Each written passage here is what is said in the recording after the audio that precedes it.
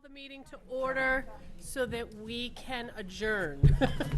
We, as you may or may not know, we're set to start at 7:30, but we're going to have a quick executive session, and so we're just going to step out for a minute and come back. But we have to call it to order.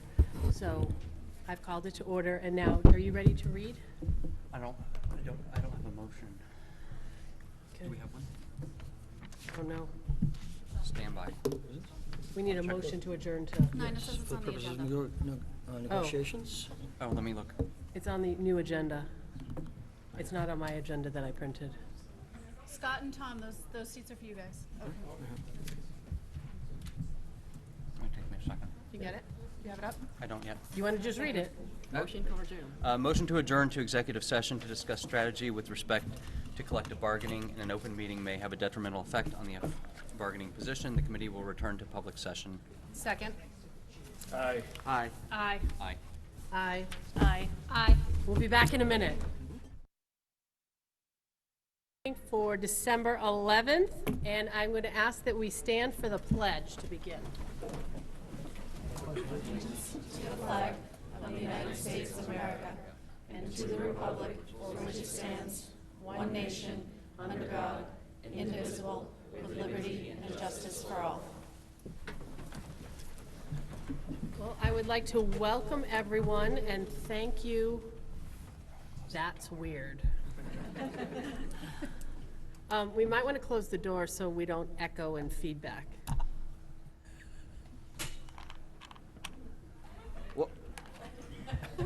Bye. No. Or turn off the mic on the outside. So welcome and thank you. So just for people at home who want to try to understand, we are here in Millennium. There is an overflow room with a television. They are watching us in the room adjacent to the room we're meeting in. So I want to welcome and thank you. And I really want to sort of start by setting the table, so to speak, in where we are. This whole budget is a process. We are at the very, very beginning of the process. This document that we all received a little over 24 hours ago is very, very young and has a long way to go. So I'm going to ask the administration to make the presentation to us. At that time, they are handing the budget over to the school committee. And it is the school committee's budget that then is submitted to the Board of Selectmen and the town for approval. There will be a lot of time for questions, input. Tonight, we're going to start with school committee questions and then follow with hopefully some public questions. Obviously, I'm not going to be able to get to everybody in here, so we may try to set up a system so that we can hear from the most people. But first, I want to let Superintendent and his administration, Right. they're going to sit at the table and give us a Well, presentation. thank you very much.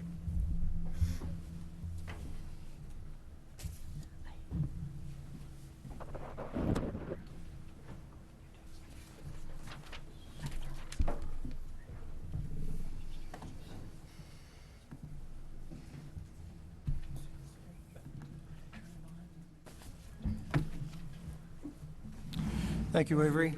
And I'd like to first thank our staff, our students and their parents, town manager, board of the select board, finance committee, town manager, Jody, and other members of the administration of boards and committees, and for attending, because this is a significant budget presentation that we are making to you, and we'll be glad to provide you with as much information as possible over the next several months, because as you said, this is a process that will take several months. First of all, I want to thank Kerry and Ingrid, Anne-Marie Nibukow, who is Assistant School Business Official, our leadership team, and Nina. This was a very difficult budget to put together. Our goal was to maintain a top-rated school system in an outstanding community. That's our obligation to the parents, to the students, to the staff, and all of you. We made some very difficult decisions. We went line by line numerous times, and we were trying to preserve as many programs and therefore staff members, quality staff members, as possible. It's always difficult when we have to have conversations with staff members who are well prepared, who take great pride in their position, who exhibit lots and lots of professionalism, have a lot of passion with students, are patient and persistent, have a great personality, which means they can laugh with students and keep students engaged throughout an entire lesson, and staff who perform and create a school system that, by some metrics, is the top school system in the state. So in the construction of the budget, I was looking at the factors and writing down the factors and talking with Kerry and Ingrid. Those that drive our budget, certainly it's enrollment, it's state and federal mandates. It's not only enrollment, but it's the complexity of student needs also. We could conceivably have a declining enrollment, or we could conceivably have an increase in certain staff positions because of the complexity of academic or social, emotional development issues. We want to maintain our commitment to staff training. We think we have the best staff in the state of Massachusetts, and that comes from their preparation, but also our obligation to provide continued professional development. Our budget depends on state and local revenues, which are always a variable. As we know, state aid is increasing, but slightly. I will put a cautionary note out there also. But the Student Opportunity Act will mean only a minimal increase in Chapter 70 aid to the town of Westford because of the relative degree of wealth of the town. And we know that not everyone is in the same economic category. But most of the Student Opportunity Act incremental increase in state aid over the next 6 to 7, 8 years will go to urban areas. Okay? And we have always looked at and continue to look at new and emerging priorities based on the needs of our student and based on research and best practices. Now, in the development of our budget, we've attempted to address the following priorities, and that is to preserve direct instructional services to students to the greatest extent possible. We have a great school system, great staff, and you see the results, and I'll show those to you in a slide in a minute. We've tried to preserve as many of the academic programs and the co-curricular programs as possible. Everything counts. Everyone matters in this school system, no matter what role you play. Every person who is employed by the Westford Public Schools has potential to make an impact on a child. We want to maintain our pupil-teacher ratio, 22 to 1, an average of 22 to 1 at the elementary level and 25 to 1 at grades 6 through 12. Because the staff get to know the students better, understand their issues, both academically and socially and emotionally. And we can identify needs more succinctly and provide support services where needed. We're attempting to fund the, I don't know whether that's an omen or not, but we're attempting to fund the special education tuition account to a level that approaches and hopefully meets the needs for those students who need to be placed outside of our school system in private settings. And we take great pride in that, because the biggest difference between education in the United States and education in other parts of the world is we're responsible for educating every child, and we take that very seriously. We try not to look at a child's disabilities, but their special abilities. And so we value every single student. We want to continue to provide strong curriculum coordination. consistency and quality across the school system. We want to maintain safe, healthy, clean facilities. I will tell you, if you've been to schools in other areas of Massachusetts, I think you'll agree that we have the cleanest schools of any school system that you will enter. We take great pride in that, and that's a manifestation of the pride that custodial staff, along with the instructional and support staff, take in this school system. And very importantly, this time in our budget cycle process, we need to scale our staffing and our expenses to what has been a declining enrollment over the last 9 or 10 years. And with that, I will begin with the slides. I was tasked by you to bring in a budget that meets the 2.4% increase from the town manager to the school system for fiscal 2021. So we have a budget request, and keeping in mind this is only part of the revenue that is necessary to fund our school system. We fund about almost another $8 million in fees and miscellaneous revenue accounts and revolving accounts. So that this represents, once again, a bulk of our school department operating funds, but not in entirety. The $61,057,609, that is a figure that has been adjusted for decreases in enrollment and position reconfigurations and consolidations, and I'll go through those as we go through this presentation. First of all, I mentioned we take great pride in what we do, and I know each and every staff member here takes extraordinary pride, because I might be the superintendent of schools in this school system, but the action happens in the buildings with the administration and the teachers and the support staff. That's where the magic happens. And we've been a consistently top 5 school system in Massachusetts with excellent MCAS scores, and we know that MCAS is not the be-all and end-all in terms of the assessment of a child's ability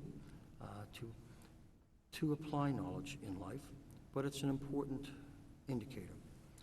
Niche.com, which is a respected research firm that evaluates over 100,000 communities and school systems in the country, has most recently ranked us as the #1 school system in Massachusetts, and we're extraordinarily proud of that. We've been highly ranked also in U.S. News and World Report and Boston Magazine. I will tell you, as sort of an anecdotal record, sometimes Kerry and I go to various superintendents' meetings in the Merrimack Valley and around the state, and sometimes a superintendent from another district will come over and say, "Can I sit down and talk with you and Kerry? Because our school system just wants us to be like Westford." And we take that as a great compliment. We topped the list a couple of years ago of best school districts for the buck in Massachusetts, best bang for the buck, by nerdwallet.com. And we have a 98% graduation rate, and those students, 90% going on to college. Okay? So the second slide, just sort of, and the third, sort of illuminate what I've been talking about. You know, #1 out of 218 districts that they ranked our teachers as #2. I think that's probably an error, because I think our staff is #1 out of 238, because we don't reach the ranking of #1 in the state without an outstanding staff. We've been assessed as a safe school district also. We've been fortunate for that. We know that could change in a second, okay, in any school system.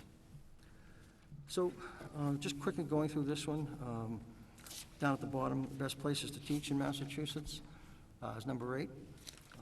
I think we're closer to the top than that, quite honestly, because I think when I talk with teachers and interview them at the end of their first year of employment, particularly those who have worked in another school system or school systems, they invariably say to me, "I can't believe the difference between Westford Public Schools and my former district or districts."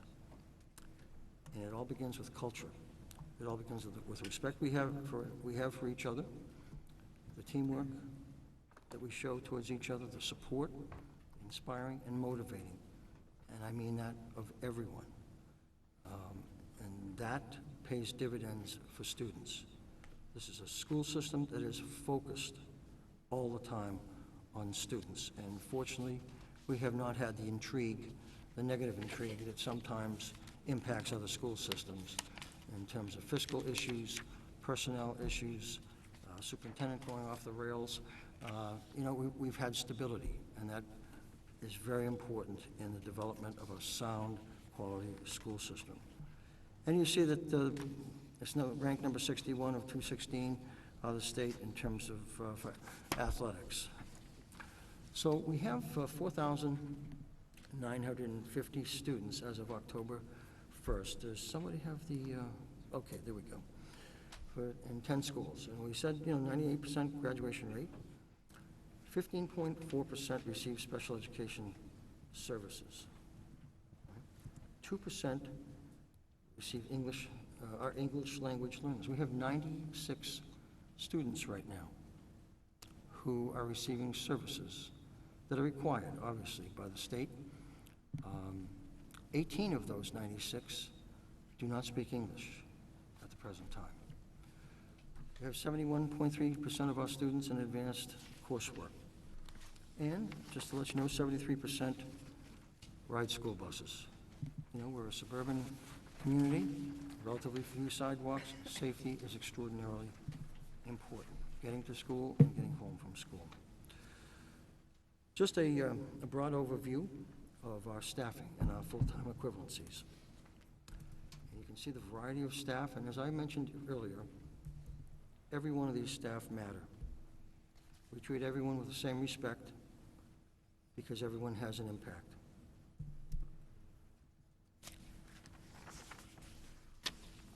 Next slide really kind of shapes our budget, that it's not always about the numbers, it's about the priorities.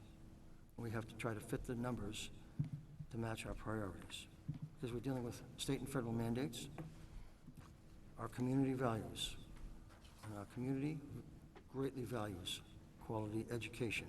And they want the best for their children, and we want to provide the best for their children. And there's not a staff member here tonight or in our school system every single day who doesn't take anything but the greatest pride in what they do with students every single day, which oftentimes goes far beyond just providing content. Okay? And high quality and appropriate education for all students, that's what we're tasked to do. And here's the intrigue of that, and I mention that every year in my budget presentation. Thomas Armstrong, a noted educational lecturer, has said, what is a school budget? Well, a school budget is the quantification of developing the means and capacity to facilitate human development with respect for each student's particular style and rate of learning, as well as an appreciation for the varied interests, aspirations, capacities, obstacles, temperaments, and backgrounds that serve as a framework within each child. We're all different, and that's the complexity that we deal with every day in every classroom. So what are our assumptions? Well, first of all, we did a very thorough, and I mean thorough, review of every single budget line in our budget, and we compared that with 4 years of actual expenditures, because we wanted to identify both those accounts that we thought we were a little bit strong in terms of budgeting, and that those funds might be reallocated to those accounts that we were sort of habitually seeing as running into a deficit. And you never quite know in school operations what account might run into a deficit based on something that is unexpected. But we did that analysis very, very thoroughly, and it took us a considerable amount of time. So what we did not do is just engage in incremental budgeting. If you give us $1 million this year, give us $1.5 million next year, and we'll do great things. Well, that doesn't go anywhere anymore. School choice openings. We have set a limit of 75. We currently have 68. Some students start and leave. I may possibly, towards the end of this year, recommend to the school committee. I'm not sure yet that we might want to increase that number. And there's a delicate balance there. That provides revenue, $5,000 per student, with a supplement if they require some additional support services from the state. But we don't want to artificially overpopulate the school system in terms of keeping enrollment up when the tendency in town is for the enrollment to slowly decline, at least at the present time. Our revolving funds have remained relatively stable and are very importantly needed to supplement the total cost of school operations. We'll continue to rely, unfortunately, on fees, like many other school systems, not only in the state, but across the country. And some fees we feel will have to be increased. The alternative to that is to make additional reductions to the school system, okay? In all likelihood, services that we are currently providing. And as I said, we've met the school committee guidelines of 22-1 at the elementary level and 25-1 in grades 6 through 12. We need to maintain our strong assessment results and also, very importantly, improve the performance of struggling learners. Not every student in our school system, not every student in any school system in this country is a straight A. They're all not straight A students. We have at the present time approximately 1,750 students who receive support services in one way or another. That's 35% of our student population. I think the intervention services that we provide are one of the keys to our school system success. It's been our philosophy for many years to provide intervention services prior to any child being referred for special education assessment and potential services. Because when a child goes from a general education setting to receiving special education services, the cost to educate that child essentially doubles, okay, because of the smaller number of students that specialist works with, salary prorated over a smaller number of students. So the interventionists and the intervention services, whether it's teacher assistants, math interventionists, reading interventionists, et cetera, have paid great dividends to our school system and to our students. The number of students requiring special education services, along with the complexity of social and emotional needs of our students, continues to increase. We hear it repeatedly from our staff. We hear it repeatedly from our administrators. And we need to continue to responsibly, to the greatest extent possible, given resources, address those needs. As I mentioned, we have 96 English language learners in our student body at a variety of grade levels. 18, as I've said, either have no or very limited English ability. And it's our responsibility to now monitor those students for 4 years, okay, instead of 2 years. And those are mandates from the state, and the state has interpreted the mandates from the federal government and Department of Justice. So there's still some uncertainty in this budget process, which I need to point out. Over school system start times, there has been an excellent Citizens Advisory Committee that for the last several months has been studying the issue and looking at it from a variety of perspectives: cost impact, operational impact, educational impact, social emotional developmental impact, and they will be presenting their report on Monday night, December 16th. We will take the alternatives that they have presented, meet with the bus contractor to determine what cost, both with our general education transportation and special education transportation, what cost increment is required to meet various alternatives. So that's an issue that is uncertain at the present time, but we're going to look at it very carefully, very analytically, and make a recommendation to the school committee as soon as possible, so that we know whether we change times or whether we remain the same. We're going to look at the surveys, see what those surveys say from students and staff and parents. There was an extraordinary response in terms of surveys. I think they said about 18, maybe over 1,800. The circuit breaker, which is the special education reimbursement program, is currently funded the state maximum of 75% of what are called excess costs. If we have a student in an outside placement that costs us $100,000, we're responsible for the first $44,000.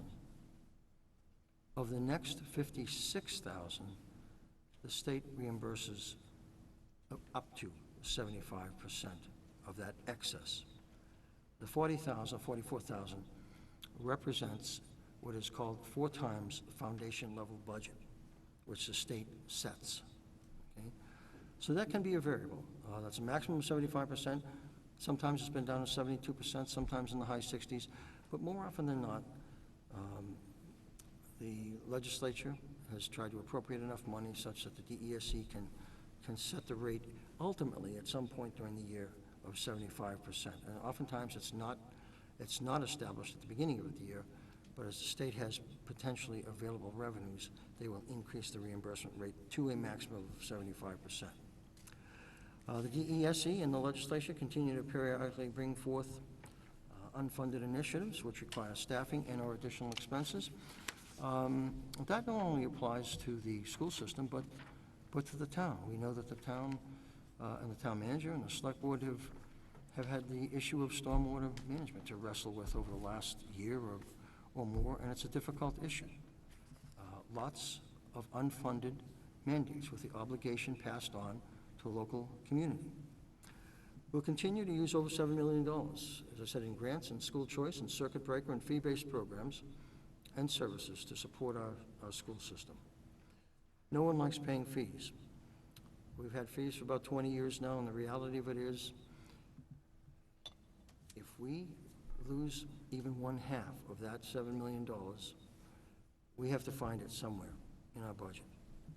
And so the alternative is, we either continue to incorporate fees as part of our revenue stream like most other school systems do, or we have to dig deeper into our school system operating funds. We have funds in our budget because we're mandated by Chapter 150E to bargain in good faith with our employees, with funds in the compensation reserve for collective bargaining. And those funds do meet and are consistent with the town's parameters for collective bargaining. And so those are incorporated because it's the only way that we can bargain in good faith. We will not enter into negotiations, enter into tentative agreement, and then try and seek the funding. That doesn't go very far at all in terms of goodwill, and it's not the way, quite honestly, to bargain. We always want to look at improvements to our curriculum and continue to be, and those improvements, quite honestly, continue to be an important emphasis. That's one of the issues that we look at regularly in terms of improving our school system. And that, yes, that requires a lot of work on the part of the staff. I don't ever want to underestimate that. State curriculum standards continue to change. Recently, we're still in the process of working in the area of history and social studies, and we will continue with that, and the state will periodically update curriculum standards as worldwide norms change and the need for certain knowledge increases or changes. And one of the very difficult issues that the town faces in general is the rising cost of insurance, health insurance, and pension costs. And that's associated with all of us, not only in the school system, but in all other town departments. One of the real difficulties is those costs are indexing, and many other costs, such as utilities, insurances, transportation services, even textbooks and supplies, are indexing up faster than the town's ability to raise revenue. And that's an inherent problem that we deal with year in and year out, and causes a cyclical nature to funding. But I've always said stability is very important. We've tried to maintain as much stability in terms of programs, services to students, and staffing. But sometimes we come up against more difficult fiscal times than others. And we're in a period right now where costs are continuing to rise that we have very little, and by we, I mean the town in general, has very little control over. If we experience unforeseen expenses, and I think this is very important to emphasize, if we do experience unforeseen expenses due to student need or enrollment, we'll work with the town, the administration, and the boards and committees to possibly seek additional funding. We don't know right now what's going to happen with the larger apartment developments. You know, last year at this time, I estimated there would be a significant enrollment increase, but the demographics of those occupying the apartment complexes, and the reason I cite those is because there's over 400 units, there's about 420 units, many of them 2- and 3-bedroom. I came before all of you and the select board and the FinCom and the town manager and said, we're going to expect a huge enrollment increase. It hasn't materialized. It has not materialized. And so, but that's one of the unknowns. A development generally takes about 4 to 5 years to express itself in terms of the demographics of the occupancy of that development. Is it families with children of school age, or is it empty nesters and young professionals with no children? And so that remains to be seen, and that's always the intrigue of demographics. So the superintendent's budget, my budget, which is presented to you as the initial budget presentation for your consideration, will meet the parameters of the town manager's appropriation increase of 2.4%. And we have done our best, as I said, to preserve programs and staffing. Over the next 7 years, as I've mentioned previously, the recently passed Student Opportunity Act for school funding will have minimal impact on our Chapter 70 aid.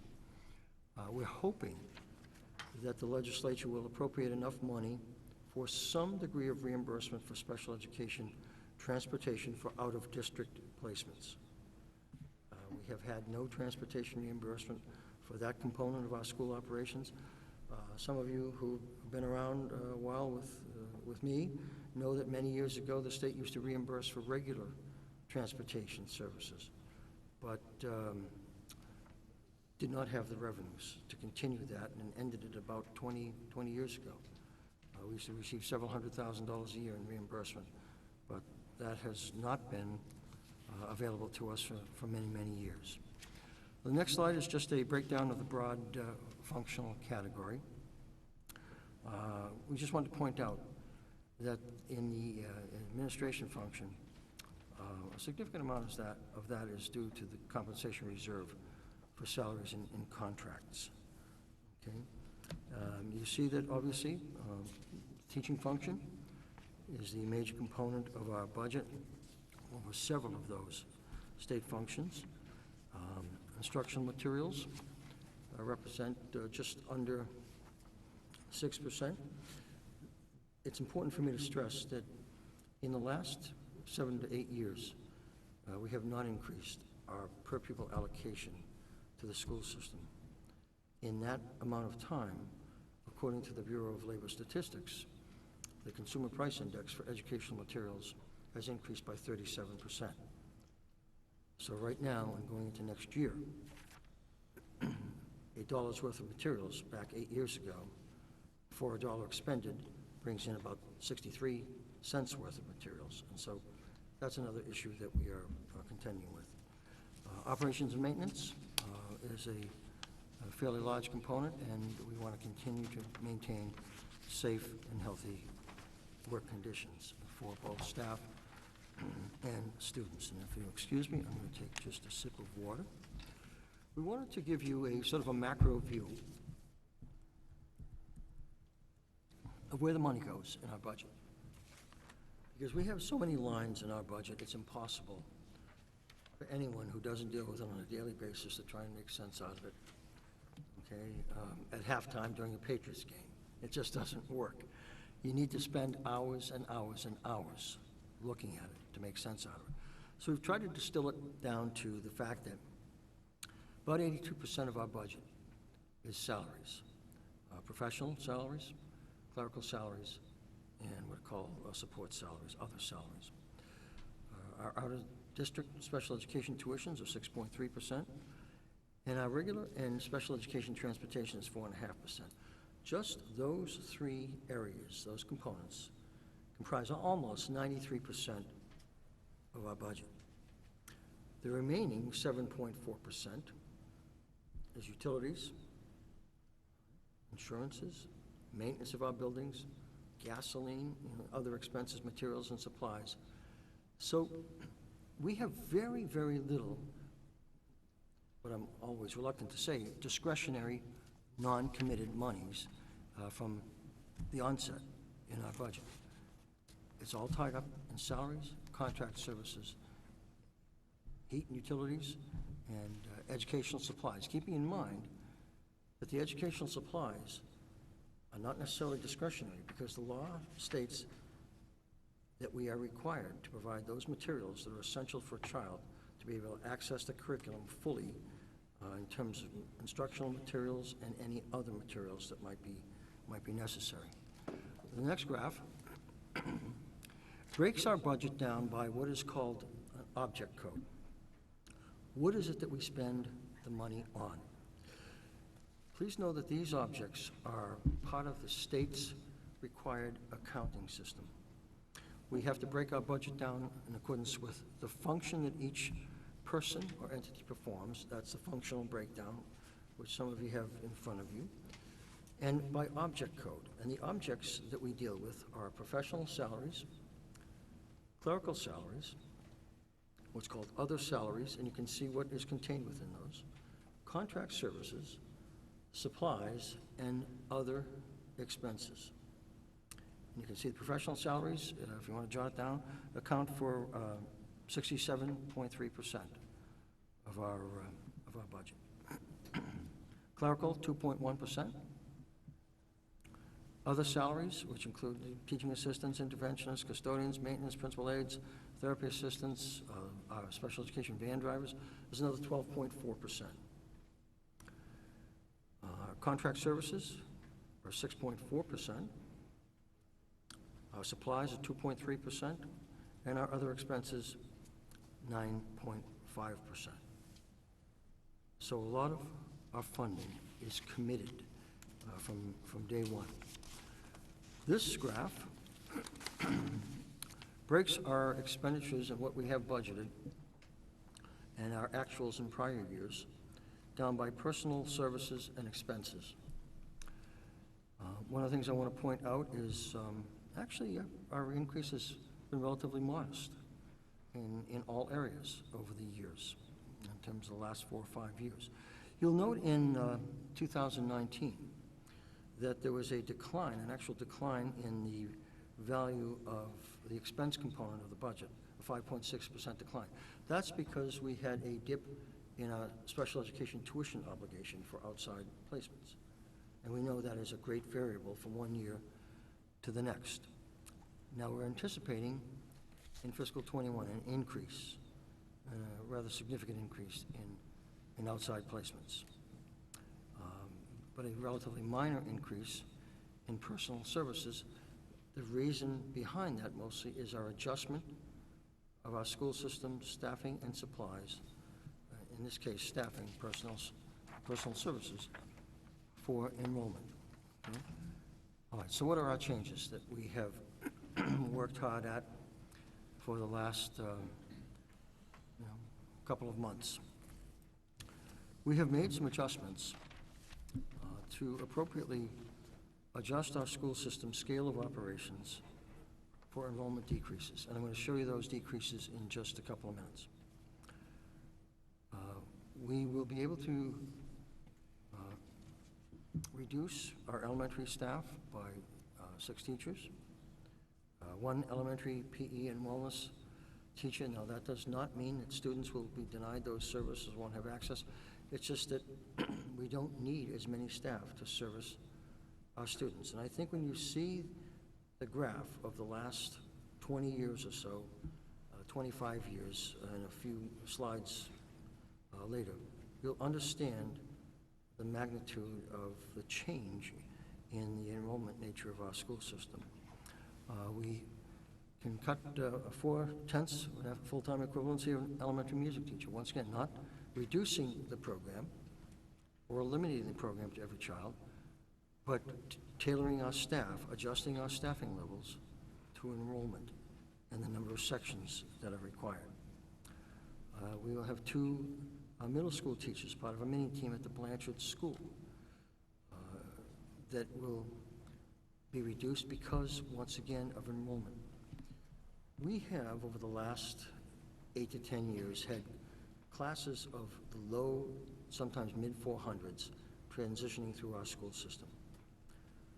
We now, at the elementary, upper and lower elementary level, have classes that are more in the area of mid-300s, sometimes to high 300s. And that's been the trend. One of the reasons, declining number of births in the town. We used to have about 300 per year, back about 15, 16, 17 years ago. The number of births in Westford right now, and our town clerk, Patty Doobie, has always been helpful in providing that information to us, has reached an equilibrium range of about 135 to 145 births per year. Now, that is not a direct and total correlation to enrollment. It's also an in-migration, out-migration factor. What we're finding is that the preponderance of new residents coming to Westford are coming with children who are in the upper elementary age range and above. That there are relatively fewer families moving into Westford who have children entering in the K-2 grade levels. So that's something we need to keep our eye on, and we'll continue to see if that is a trend that we will see into the future also. We will reduce 1 middle school world language teacher. Okay, and we'll talk a little bit more about that in a little bit. We are actually going to reduce the foreign language program, Latin, at the middle school level. Involves a reduction of 2 staff members, but we will have to have an additional Spanish teacher hired, so it's a net reduction financially of 1 position. Okay? And I would just love to clarify there, it may be a little bit curious to some as to why this is in enrollment versus in programs being reduced. And that's because Stony Brook has 5 world language teachers. They have 1 for each of the 4 language plus a second Spanish teacher. And that was put in 7 or 8 or 9 years ago because there was such an increased enrollment in Stony Brook over Blanchard. Whereas the Blanchard School has 1 world language teacher in each of the 4 languages. Because the Stony Brook enrollment has shrunk over the past several years, they no longer need 5 teachers, they need 4 now. So one might think, well, if they have 2 Spanish teachers, why don't we just reduce that to 1? This was an opportunity for us if we were going to be reducing the Stony Brook World Language Department by 1, we had to look at the data to determine which language would be the most appropriate based on student demand. So this particular reduction in staff could really go in either category. It was triggered due to enrollment, but yes, Latin specific is a change in program. We will also reduce 6/10 of a full-time equivalency high school English teacher, 6/10 full-time equivalency of a high school PE teacher. These staff changes, I understand, believe me, bring about a lot of emotion. Because if I asked every one of you in this audience tonight to name a teacher who had a significant impact on your life, you could do it in a second. And the difficulty is some of the staff, all of the staff on this entire sheet, potentially have that impact on a child or a group of children. It's not only about content, it's about the connection between a staff member and students. And that's what makes it so very difficult in terms of any type of adjustment of staff, whether it be for enrollment or for program reductions in any realm throughout the school system. We will also be reducing, importantly, our per pupil supplies, because with a decline in enrollment, that's what we need to do, to make sure that we budget with integrity and honesty and budget with as much accuracy as possible. And one more, actually, two more points of clarification on this. Ingrid has put together, if you have not been able to take a look at it yet, it's a very user-friendly document by category that highlights any of the areas that had large swings one way or the other. It provides a summary for what those swings entail. In it, it talks about the fact that staff member retirements that are known right now are already accounted for in the budget. That simply means that their salaries for their positions were not just carried over as is. There was a reduction, assuming that we would hire somebody at a lower rate because they would be coming in new to the district. What it does not mean is that those retirements have been considered and eliminated, and then these reductions are on top of that. So I just want to clarify that. And then the other piece is this number of 648,800 is rather steep when you're talking about a full school district reduction of 130 students. And the reason why it may feel that way is because we did use a new methodology this year when anticipating how many sections we need at each level for next year. We used our actual numbers this year. We took our 4th grade students, as is, and rolled them over to 5th grade. In previous years, as you know, particularly around the conversations with the new developments 12 months ago when we were presenting the budget to you, we wanted to incorporate the safeties in the case that these new residential apartments and housing came to fruition. But as the superintendent mentioned earlier, because those did not materialize, instead of using projections to determine number of sections, we used the current enrollment.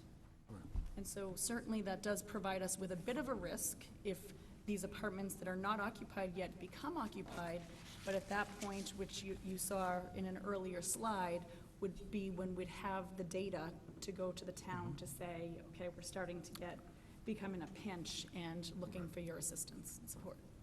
And thank you for explaining that. Before we leave that slide, I'd like to make an important comment, and that is, with retirements that we have at the present time and may additionally come throughout the remainder of the year, we're hoping that all of the staff who will be subject to reduction in force because of an enrollment decline will be able to be placed back into jobs in this school system.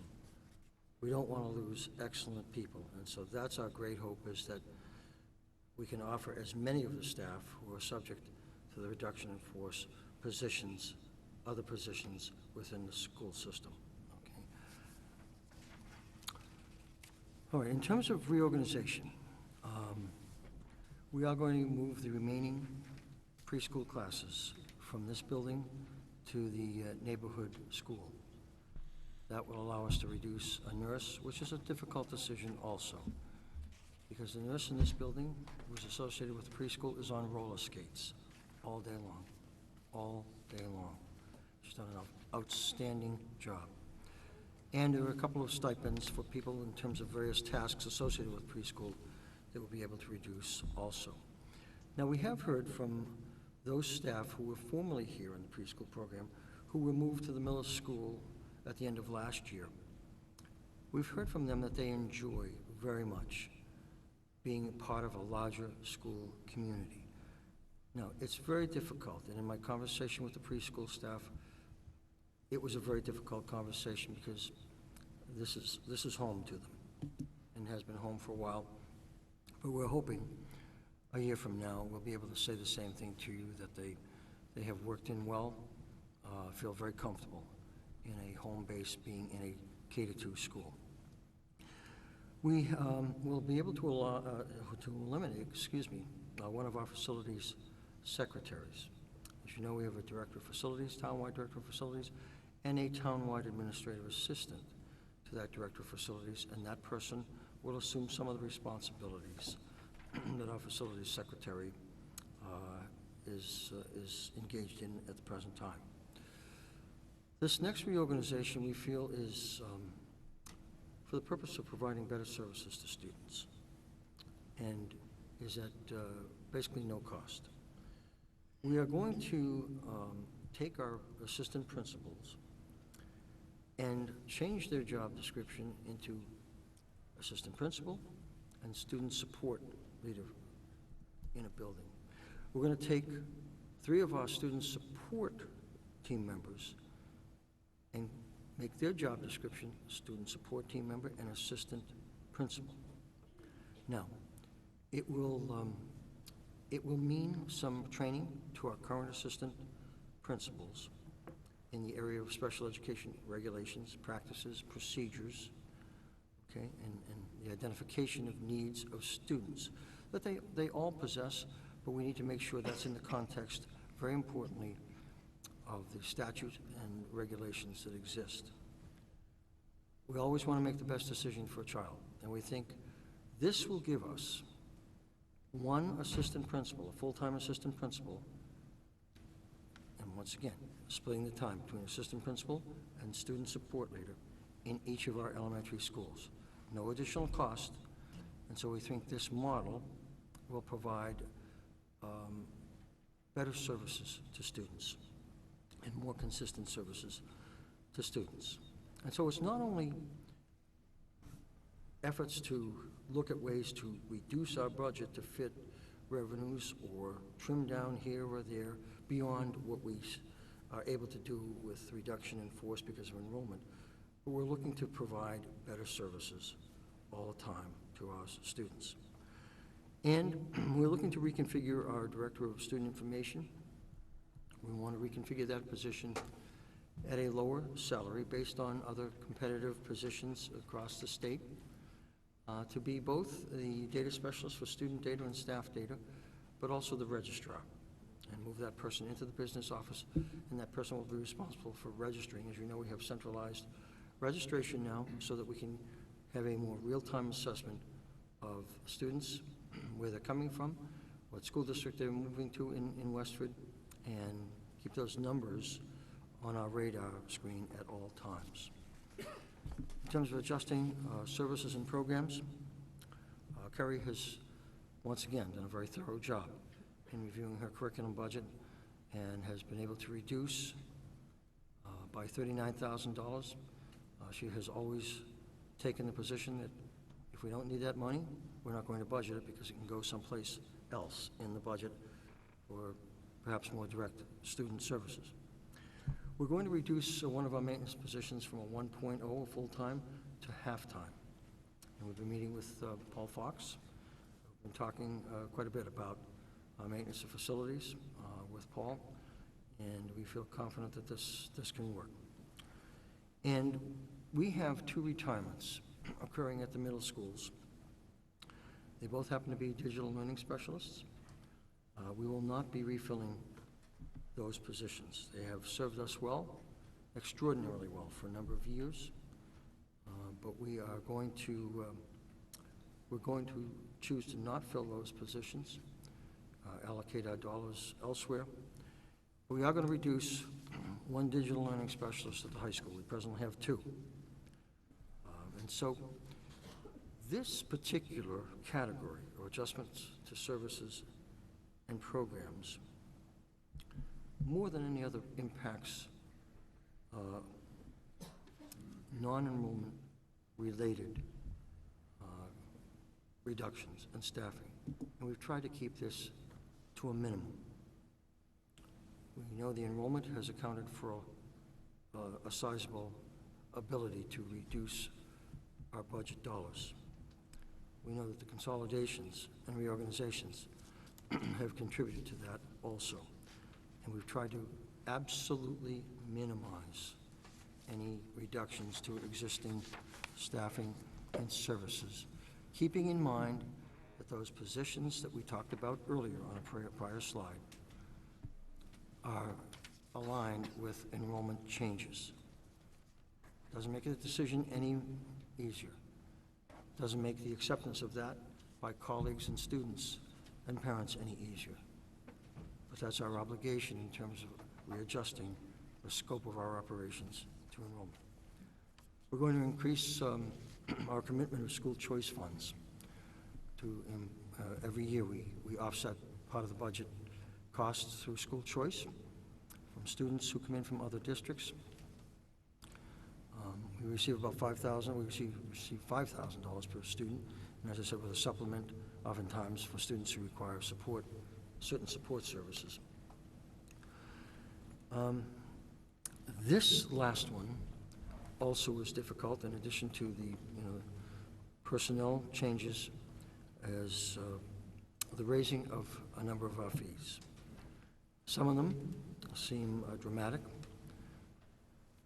but they help us maintain operations, help us fund staff, transportation services, the upkeep of facilities and parking. And so we're recommending that the regular education transportation fee be increased from $275 to $325, with an increased family cap. Do we like to do this? No, absolutely not. We've never liked doing this, nor have you. But this is a reality of public education in not only Massachusetts, but across much of the country.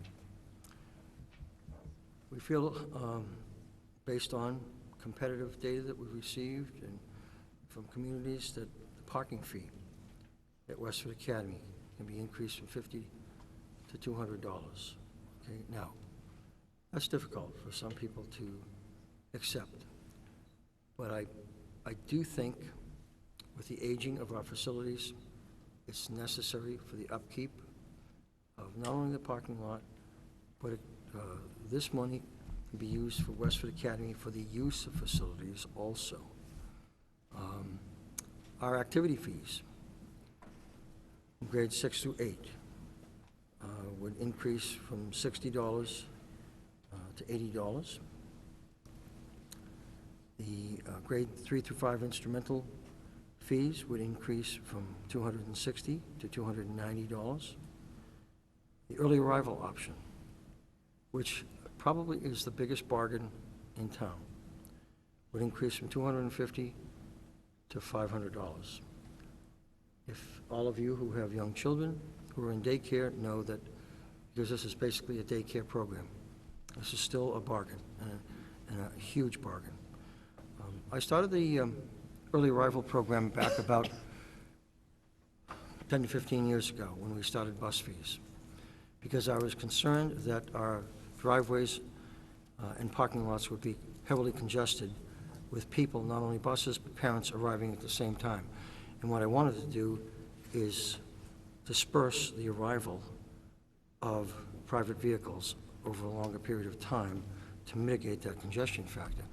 Well, it worked well, but now it's more important as a daycare function, allowing parents to get to work on time, particularly those who work closer to Boston. All right? And we raised the athletic fees from $275 to $325, and that increase in those fees would raise about $250,000. Once again, I almost say this apologetically every year to parents. We don't like to do it, but it's the only way that we can make things work. In terms of our enrollment analysis, and this is where I want to start to talk about the adjustments to staff. We currently have an enrollment of 4,950 students. Projected next year, a total of 4,886 students. And you can see the change per grade span. This is very close to George Murray's projections. George has about 10 more students than mine. He's at about 4,896. I just adjusted a few numbers for for some of the numbers and the nuances in terms of talking with principals about what they see as a trend of some students going from one grade to the next. So a difference of only 10. But that means that the system-wide enrollment, if I'm accurate, will drop by 64 more students. Now, this next graph, I think, is the telling graph in terms of why we are adjusting the scale of our staffing and some of our expenses to the enrollment. I've been involved in demographics in this school system since I've been here. The most challenging period for us was in the late 80s, right through the 90s into the early 2000s. We couldn't build schools fast enough. That was the reason for the origin of this building. We just simply could not build facilities fast enough. But I'm pleased to say, with Dr. Christofoli's planning and the permanent school building committee's planning, no child missed one day of school over a 20-year period of constant transition. In 1999, you see that we had 281 more students. Actually, before the end of the school year, we had 302 more students in that year than we had the prior school year. These figures are the October 1st figures. But look what's happened since about 2003. We've had a steady decline. And over the last 10 years, our enrollment has declined by just over 400 students. Now, that may prompt the question from someone, well, why haven't you closed the school? Basically, the decline in enrollment has happened over a variety of grade levels. If it were in a specific school district in a compact grade span, that would be one issue. But it's over a number of grades, okay, from K to 12. Our pre-K, preschool, has generally been increasing, but there has been a declining enrollment. We know that parents have been more mobile of late. We lost a lot of students during last summer, some going back to their native countries, some enrolling in private schools, some moving to other parts of Massachusetts, some moving to other parts of the country. It was the largest change in enrollment in terms of a decline that we have seen in, I can't tell you how many years. I think before I arrived here, certainly in 1986, because from that point on, our enrollment was increasing. So that's one of the reasons why we have not projected an increase in enrollment, but as Kerry said, kept the current enrollment stable moving forward with the understanding that if we needed certain staff, absolutely needed them, that we would approach the town manager, the select board, and the finance committee with compelling data to seek help. So certainly a different condition this year than what was presented to us and that I presented to you last year at this time. I thought we were going to have a lot more students in our school system, but that didn't materialize, and quite honestly, we hope it doesn't materialize. So we want to switch for a minute here to special education costs.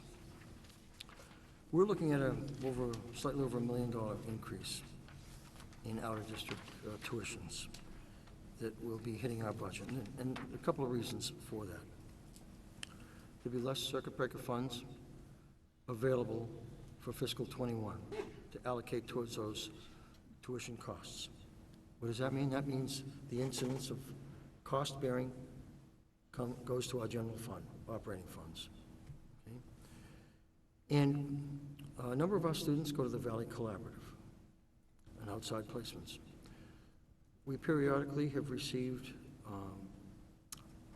credits, tuition credits from there in excess of $200,000 for the last several years. For fiscal '21 and projected possibly for fiscal '22, that has dropped to $60,000. So therein lie two of the main factors why there is more stress on the general fund revenues to fund our special education tuition account.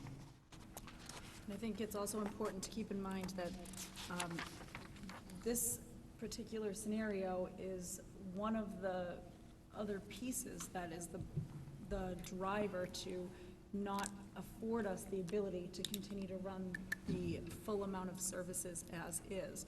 So it isn't just that the 2.4% that the town has allocated isn't enough.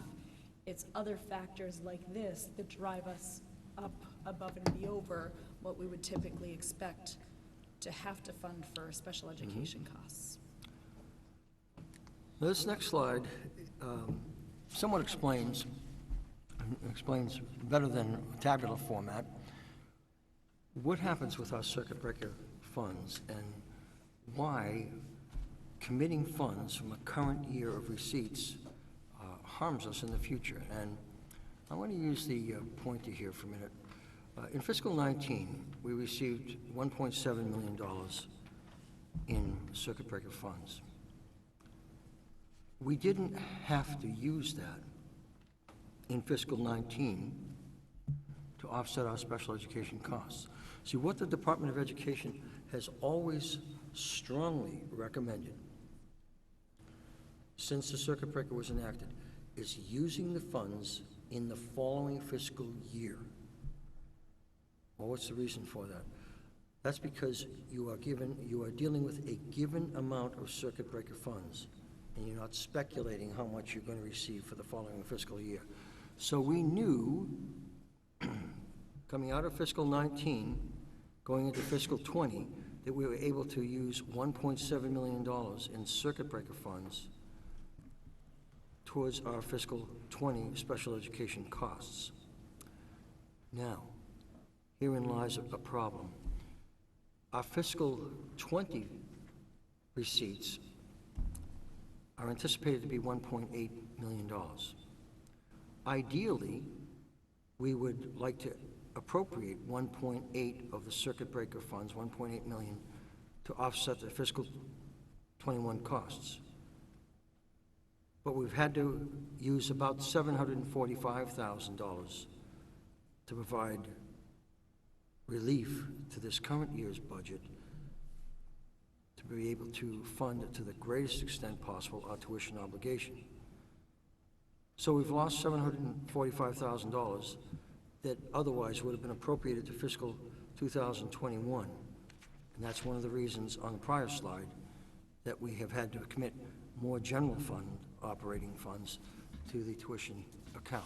Now, at this point in time, obviously, we don't know what our receipts will be for fiscal 21. We submit a claim each year, and we never quite know what the department will approve. But keeping in mind that the circuit breaker reimburses us, at least at the current rate, of 75% of the cost for outside tuition, every outside tuition student, the cost above $44,000. It's actually $44,444. Okay? In terms of contract negotiations, we are in contract negotiations, will be with, throughout the course of this year, with 492 staff members. We had an excellent first meeting with the Unit A staff members. We're looking forward to a positive negotiations. Unit B is our curriculum coordinators and certain other staff in our school system whose contracts are very much, along with the nurses, contoured with the Unit A contracts. And we'll be negotiating with our math and reading interventionists, that is Unit E, of the Westford Education Association. So a significant number of employees, but please know that we have budgeted responsibly and budgeted an amount within the town parameters in our compensation reserve for each one of these negotiating groups. You know, we talked a while back about not every child is an A and A-plus student. About 1,750 students receiving support services. That's important for us to remember at all times because of the variability of children in terms of their likes, their dislikes, their passions, their particular abilities in general. We need to provide intervention services to help them at some step of the way. And I think this goes a long way to making us a great school system. Many other school systems that we talk with, Carrie and I talk with curriculum people, we talk with other superintendents, a lot of them have not invested money in these intervention services. And we made that decision for the quality of services many years ago, for a commitment of services to children, but also a cost savings to our budget. Because when we provide intervention services, particularly in a regular education setting, that continues at a lower per pupil cost. So it makes educational sense, and it makes financial sense also. And when we talk about the intervention services also, and that's okay, we can go to this slide. I just want to mention that sometimes people look for a direct correlation between a decline in enrollment and a decline in staffing and overall staffing costs. But sometimes that may not be possible. We may have a decline in enrollment at a particular level, but we may have to hire 1 or 2 or 3 support personnel to provide services, one-to-one services to a child at a cost. Let's say we hire a teacher assistant in the special education program, and we pay $25,000 for that assistant. Well, even though we have declining enrollment, we've just hired another staff member. But that staff member provides important instructional services to a child who otherwise would need to be outplaced to a private setting. 2 benefits there. 1, it keeps the child in Westford with his or her peers. And is an important member of, continues to be an important member of our school community, housed within Westford. The second is the financial benefit. We spend $25,000 for a one-to-one person to potentially save $50,000 or $60,000 of an outside placement. Okay? So that's why we do what we do sometimes in terms of increasing staff in the face of declining enrollment. Here's a profile of our special education students, and when I cover the figures in here, I do so with great pride, that we try the best to provide the best possible services, as I said, to every one of our students, particularly those with special abilities, who deserve everything we can provide to them like every other child. We have had an increase. We're now up to 759 students receiving support services. And I'm sure there are people in the audience, both here and at home, who can relate to the fact that they have a child who's receiving services, and hopefully those services are being very beneficial to the development of that child. Number of students requiring special education services who have moved into Westford from the prior years, 37. That's something we have no control over, and that's fine. Once again, it's our obligation, and I'm glad it is our obligation, because every student has value, every student has worth, every student contributes in some way, shape, or form to their colleagues and to our school system in general. The number of students who are outplaced has increased to 52. Keeping in mind that our tuition obligation has increased because of the lowering of the credits from the Valley Collaborative from 200,000 to 60,000, and the use of circuit breaker funds this current year for fiscal 2020, instead of appropriating a full 1.8 as we covered in one of the prior slides, to fiscal 2021. The number of students who are in out-of-district placements prior to moving to Westwood, well, none so far this year, but that can change, and we know that can change. Well, what's next? Many school committee discussions, many discussions with the town manager, the select board, the finance committee. We're committed this year to having as many conversations as we need so that people can understand where our dollars are going. People understand why we've made certain decisions.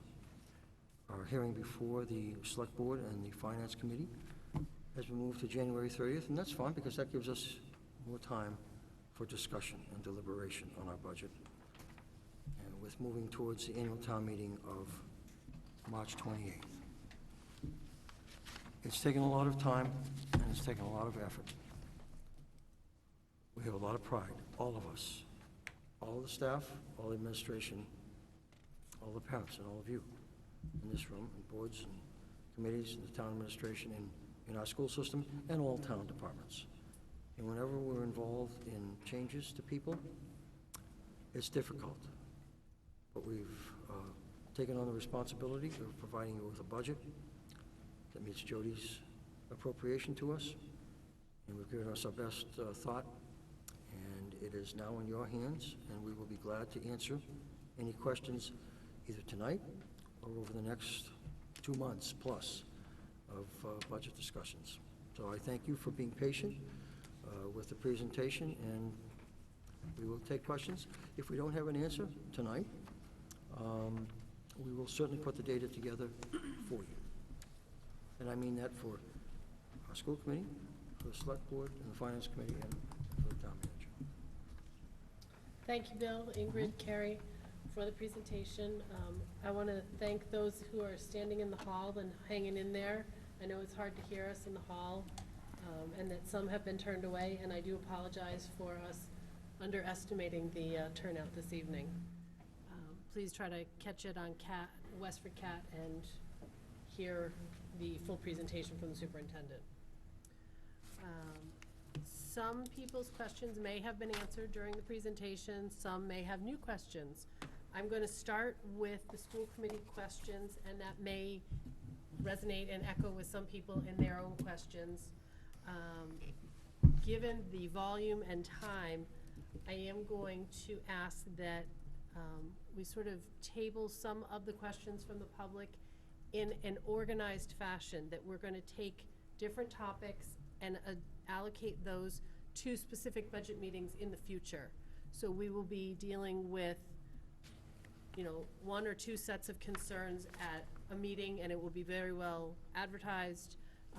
People will know in advance which sections we're going to be dealing with, because I think it can get a little unruly for all of us to sort of wrap our heads around when we're jumping all over the place.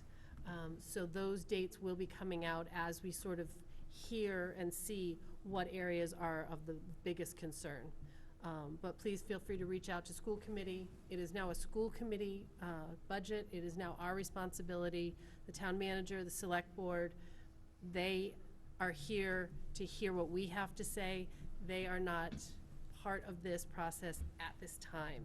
So please direct those questions and concerns to the school committee members. I believe our contact information can be found on the Westford Public School website. So I'm going to start with school committee. We were trying to come up with a good way to run down questions so that, as I said, we're not all over the place. And I want to thank Nina for making copies and handouts. The significant changes is kind of it's a great little summary of what's going on to augment the presentation. So I think the biggest changes were on pages 18. So I think I'm gonna reference that as we move forward. But I'm just gonna ask school committee members if they wanna jump in and start with questions, and we'll try to. 18 of the presentation Bill just made, not of the sheet. Oh, there shouldn't be 18 of these. No, Yes. there are not, but just to clarify for people, because they might be looking at this. So page 18 starts with the changes that we're making. So I'm gonna open it up to school committee. I will try to randomize the order so not the same person is getting called on all the time. Who would like to jump in first? Megan. Oh, Megan. It's shocking, I know. Okay, so if we just are going line by line, because I think that's what much of the public is wanting to hear about, as well as we have questions of all these. So the 6 elementary classroom teachers, Carrie, you mentioned that the way of approaching this year was to take the existing class numbers and sections at schools and simply roll them forward. I'm looking at the enrollment update, which I know is not the latest, but it's the one I was able to pull out from September 3rd. I know there was one since then, but we haven't had a change in sections, so I think that's valid. And I can see, I think, on there, the 6 instances where the incoming grade level has one fewer section than the existing grade level. My question is, obviously, we always have a goal of maintaining small class sizes. And in our current schools and configurations, that can range anywhere from, I'm just sort of scanning a low of maybe 17, I think I see, up to some that are at 23. So I guess my question would be, with a goal of maintaining 22 and moving those forward, some of those pose issues that we've discussed in the past. For example, the Nabnasset second graders are all at 21 and 20. One at 20, the rest at 21. And as I said, these are September numbers. Those could be different now. Do you have a more current version, Bill, that says differently? Well, I have the October 1st. Okay, so correct me if there's a new number, because I don't want to go back and dig it up at the moment while I'm speaking, but, and they're moving to Abbott, where there will be one fewer section. However, those current grade 3 Abbott numbers are much smaller, which is very much the result of the physical spaces at Abbott we've talked about. So how do we see addressing that need? What will that look like for those teachers? You know, small class sizes are part of our sort of core values here in Westford that we have tried to maintain. And it has an impact not only on the students and the cohorts, but on the teachers themselves. So if you could just speak to that a little bit and. Yeah, I'm happy to do that. At Abbott, we are actually keeping the 6 sections that are currently in 3rd grade. So the 5 sections plus the absorbed 20 from the multi-age will go in. So we're not shrinking the Abbott 3rd grade. I apologize, I didn't account for the multi-age. I apologize. That's all right. So I guess what would be helpful in having this discussion is if you already know where those 6 sections are coming from, I'd like to see that, so that we can see. Yes, and we have identified that. The only reason why we didn't present it tonight to you is we'd like to maintain a little bit of flexibility with that, because we've got a long way to go in terms of changes in enrollment throughout this current year. And so we may have designated for an increase or a decrease in a particular school or a particular grade level, but 2 months from now or 3 months from now, that may present differently. But we will, we'll do our best to tell you certainly where, we know where they are right now. It's just that we've been reluctant to release that only because we wanted to maintain that flexibility. But, we have identified them. We can present them to you with the caveat that it could possibly change. We were very cognizant of the limitation of the facility, the Abbott facility, knowing that the average class size, square feet, is about 625 to 650, where our other classes across the district at the elementary level are 900 square feet or slightly above. And so it absolutely does have limitations. Those of you who have been through the school know that there are some larger classrooms in there, but not large by other comparative standards to our elementary schools, other elementaries, but some of them are very small. And so we absolutely need to be cognizant of that at the Abbott. You don't want me to keep going, right? Or do we, I could go on and on and on. Actually, I would love you to keep going. But do other people have questions about that line item, or should we lump sort of those 3 first elementary, or you have questions about that specifically? Yeah, why don't we stick to elementary? Stick to elementary. Avery, if I right may, now? briefly. Bill, if you could speak to the kind of the macro view of all this. I know that we're talking about certain cuts happening here. You've also alluded to that certain things may happen that may reduce these cuts, right? Things may change, and that these cuts that are being presented right now, it doesn't necessarily mean that teacher X, who's my favorite teacher, is for sure gone next year, right? I mean, there are some uncertainties that are coming up that may affect that. Is that what I'm hearing? That's a possibility. Let me just explain that, first of all, and we've always kind of used the nomenclature cuts. In terms of the enrollment generated reduction in staff, that's scaling down our operations in conformance with enrollment. And we don't know right now if a staff member who is in a particular position in a grade level in an elementary school who might be identified as needing to be reduced, that person might be able to, once again, bump into another position. It is entirely conceivable that if we have an influx of students in a particular grade, in a particular school that we've identified for a reduction, it might be the case that we may not be able to reduce that person. Just to let me, if I could explain for a minute, in the reduction in force process, and nothing has been done in terms of any analysis of reduction in force at this time. It's my obligation to meet with Mike Colson and members of the WEA to consult in terms of the seniority list and review that and make sure we all feel comfortable in terms of what the seniority order is and also the licensure. Because when we're talking about reduction in force, there are two very important factors that come into play. It's licensure and it is a seniority, excuse me. So there are a number of things that could change from now to town meeting in March. We've made our best estimate based on what I think are solid assumptions, knowing that something could change at any minute. But what I've generally done in the past in terms of reducing staff, by reducing staff I mean scaling down for enrollment decline, I've generally looked at the data, the enrollment projections for a year or two in the future. Because there are cases, as you know, where we have a small number of students coming into a school in a particular grade, and the next year that increases by 40 or 50 students in that same grade.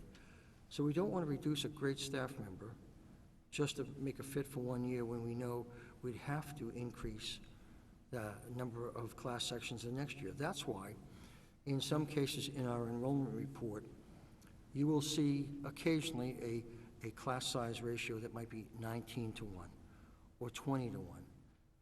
And as you know, we have a lot of 22s, 21s, 23s occasionally, but sometimes it's a lower class ratio, but knowing that it's going to increase the following year. So it's sort of a 1 year anomaly. And we had that in the 4th grade back about 5 or 6 years ago at the Abbott School. We had an extraordinarily large class size, and we had to adjust staff for that class size. So it's what's interesting is in some cases in some of our elementary schools, sometimes we see an increase in a particular grade level in a particular school, and there's no rhyme or reason to it. You just have to try and plan accordingly and try to keep ahead of the game in terms of understanding and making the right decision. All right, so let's jump on back to elementary school questions. I had the question that we have had, obviously, a significant amount of uncertainty in terms of our enrollment. With all of the residential development in town, there was a concern in anticipation that we might have an influx of students this year. Obviously, from that graph you showed, and thank you, because that was very helpful to see that trend over time and to see that unexpected, really unanticipated decrease of 122 students this year. Since that does seem to indicate a decreased trend, but also clearly a lot of uncertainty, what is the contingency plan if there is an unanticipated influx from new residential developments, and by reducing the 6 staff, are we really creating a situation where we could potentially be understaffed? And what is the contingency plan if that occurs? Well, the contingency plan in our discussions with Jody and Elizabeth is that we'd approach the town meeting in the fall Now, we would have to obviously hire a staff member in real time before the school year starts, if we're aware of it at that point in time, and seek a request for funding. And the selectmen and the finance committee, as we know, and Jody made a good faith gesture certainly last year, and in addition to other years, that we would address the issue if necessary. And so I have no reason to believe otherwise, quite honestly. So regarding the enrollment, I saw a study, actually a report by WBUR. So basically that for the next few years, the Massachusetts high school graduates, it's going to be like 38,000 students less graduated from high school. That's why we have seen like all those small colleges like closing or struggling. We have been seeing like Westford, the enrollment has been declining for the last 7-8 years, except a couple years. The projection is going to have another decline of 200 to 300 students from this year. 250 maybe. 200, no, total, until we stabilize.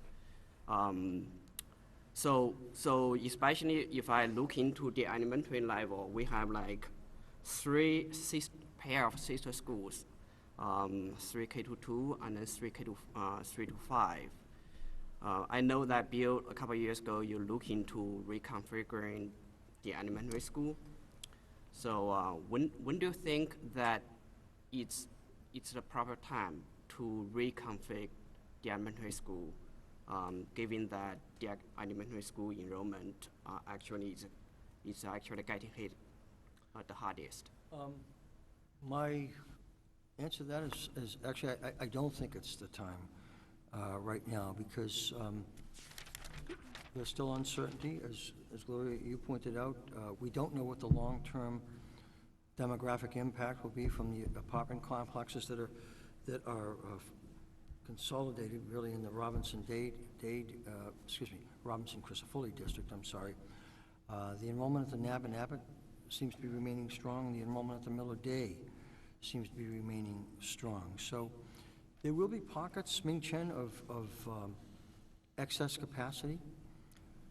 We just don't know at this point in time what those might be. And I don't think there's any, from a logistical standpoint and the ability to house students, you know, it could possibly be a benefit, but we had that committee investigating it in terms of going from a K-2 3 to 5 configuration to a K-5 configuration.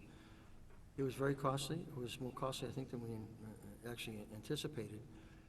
And I think from talking with the staff, the philosophical nature and approach to K-2 is quite different from 3 to 5. And a lot of the staff at that level were very supportive of maintaining that really primary level early childhood focus. So from an educational standpoint, I'd like to stay with a K-2 3 to 5. From a logistical standpoint and capacity standpoint, I think it's too early.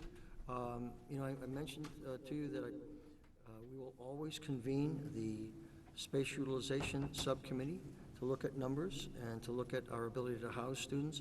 We do not want to keep more facilities than we need, but I think it's just a period of uncertainty where, once again, it takes 4 or 5 years for some developments to express themselves in terms of the maturity of occupancy, in terms of the demographic nature. How many children are going to be in a home. And so I don't mean to be evasive, we will always look to see how we can consolidate and save, but I think there's just too much uncertainty right now until we know what the occupancy pattern is going to be. Megan, you have a question on the On elementary, if we can sort of talk about wellness and music, are we? Yes, elementary, is that okay? page 18, yes. Okay, so PE and wellness, oh, that's really loud.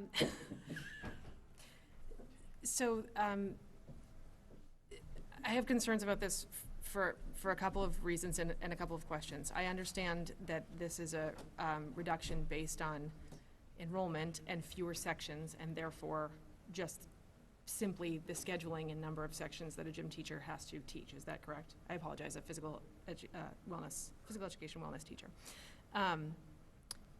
But one challenge of that is certainly that historically, we have always had one physical education teacher per school, and sort of just that feeling that whether it's Mrs. Claycomb or Mr. Weston or whatever, they are our gym teacher. We know that we have had difficulty in the music department, which I see with the idea for teachers feeling like they have this sort of home base and connection to their school. And currently we have a system where some of the music teachers split time between, as well as the art teachers, but we have not yet gone that route for physical education. So I guess I have a question about that and how that will look and what that will look like and how you see that divide happening and how you see the impact of that, not only to students, but to the teacher or teachers that it will impact. And additionally, on the other side of that, I think about how important we know physical education and wellness is to our students, and serving on policy subcommittee and working on the wellness policy updates, evaluating the number of minutes, really, that our elementary students spend in physical education and wellness. And so how does this translate? I guess I'm asking, is this really the best way to do this? Or should we be looking at, no, we'd like to keep all of our physical education teachers and find a way to have our students have access to more sections so they are utilized full-time? Yeah, we looked at multiple models, and about 4 years ago, we had some retirements in art and that we did not fill, and we made their schedules a lot more efficient traveling between schools, which was an adjustment for them. We had each one at the time traveling midday every day, and we heard their feedback loud and clear, so we made another adjustment for the following year, where for the most part they were at a school full day, but they have multiple schools over the course of the week, and maybe one day they have to travel from one school to another. And it was a shift. But the dust has settled in that model has been successful. And in doing that, while there was this kind of feeling of, now I don't feel like I have a full home and I don't feel as much of a part of a community by sharing schools, which was one of the compromises with that, it has worked. And now we're looking to, because there's the same number of art sections that need to be addressed based on the sections we have at elementary, those same number of music sections need to be addressed. So we're making the music, I'm jumping ahead a little bit, match the art, because we know that that has worked. We also wanted to look at the physical education teachers at the time.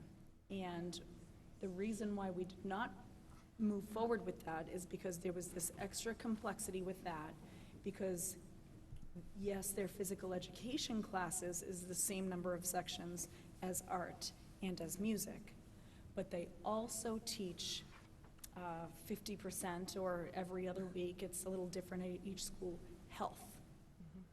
That's why they're called wellness teachers, because they're PE teachers and health teachers. So it was choppier, and when we tried to just replicate that same process, we kept running into roadblocks. So we've been meeting each year over the past couple or few years, knowing that there was some efficiencies that could be had, but we had to figure out how to juggle it around this random extra PE, so it couldn't just match art and music. And we have been able to do that.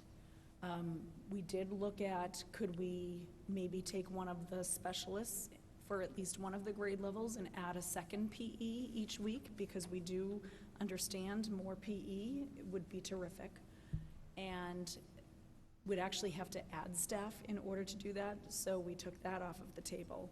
And so we were able to, after hours and hours of scheduling, we actually had Andrea Mejia, who was the visual and performing arts coordinator, join us, because she and I had been through that process. It's a puzzle, and we were able to figure out how to organize the schedules for PE and or our wellness teachers to do the same type of thing. So in the end, there will be a higher amount of FTEs in the PE because they have that extra health than in the art and music, but there are no sacrifices to student services. All students are going to have still their one class doing PE once a week. The schedules are just going to be more efficient. So to your point about can we keep them and just add, that would be terrific, but in this financial time, it really goes against the grain of what we're able to do.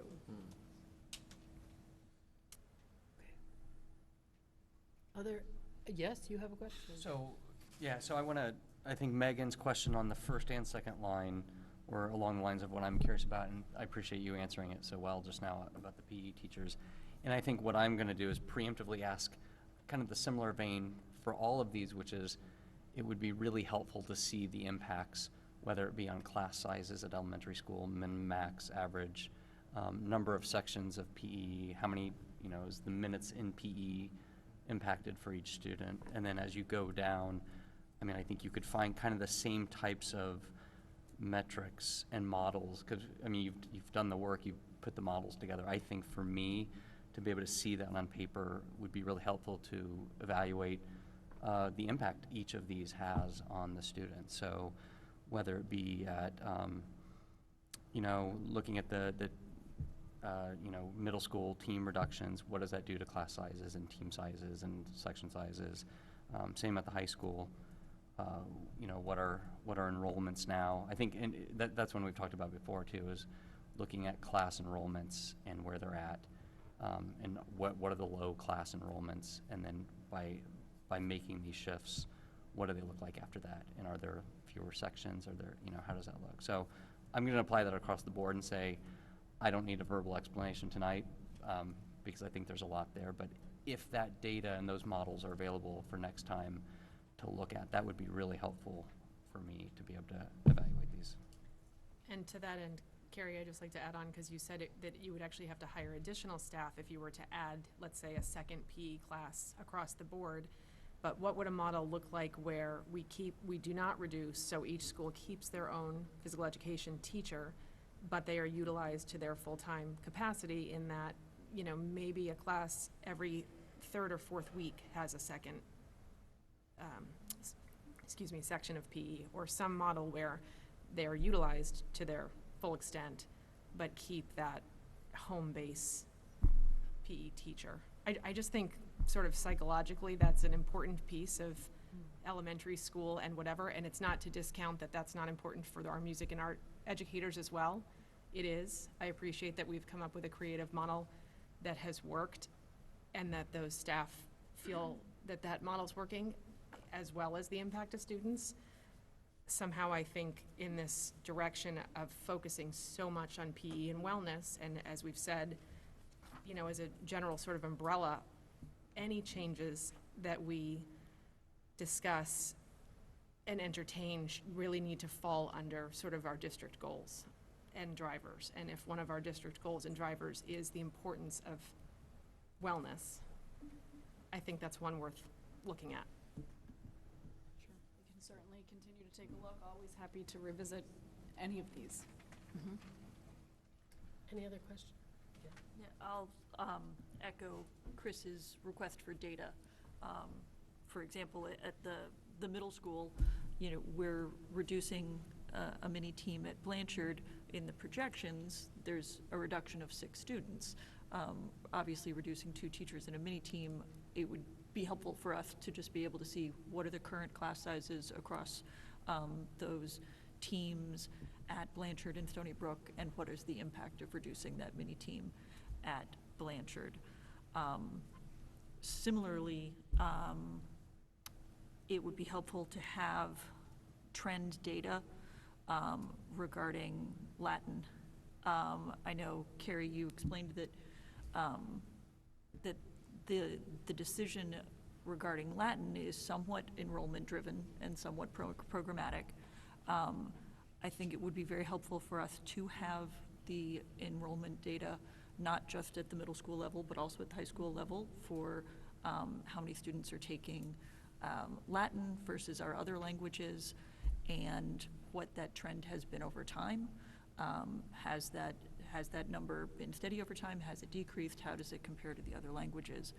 But having that kind of data, I think, would be very helpful.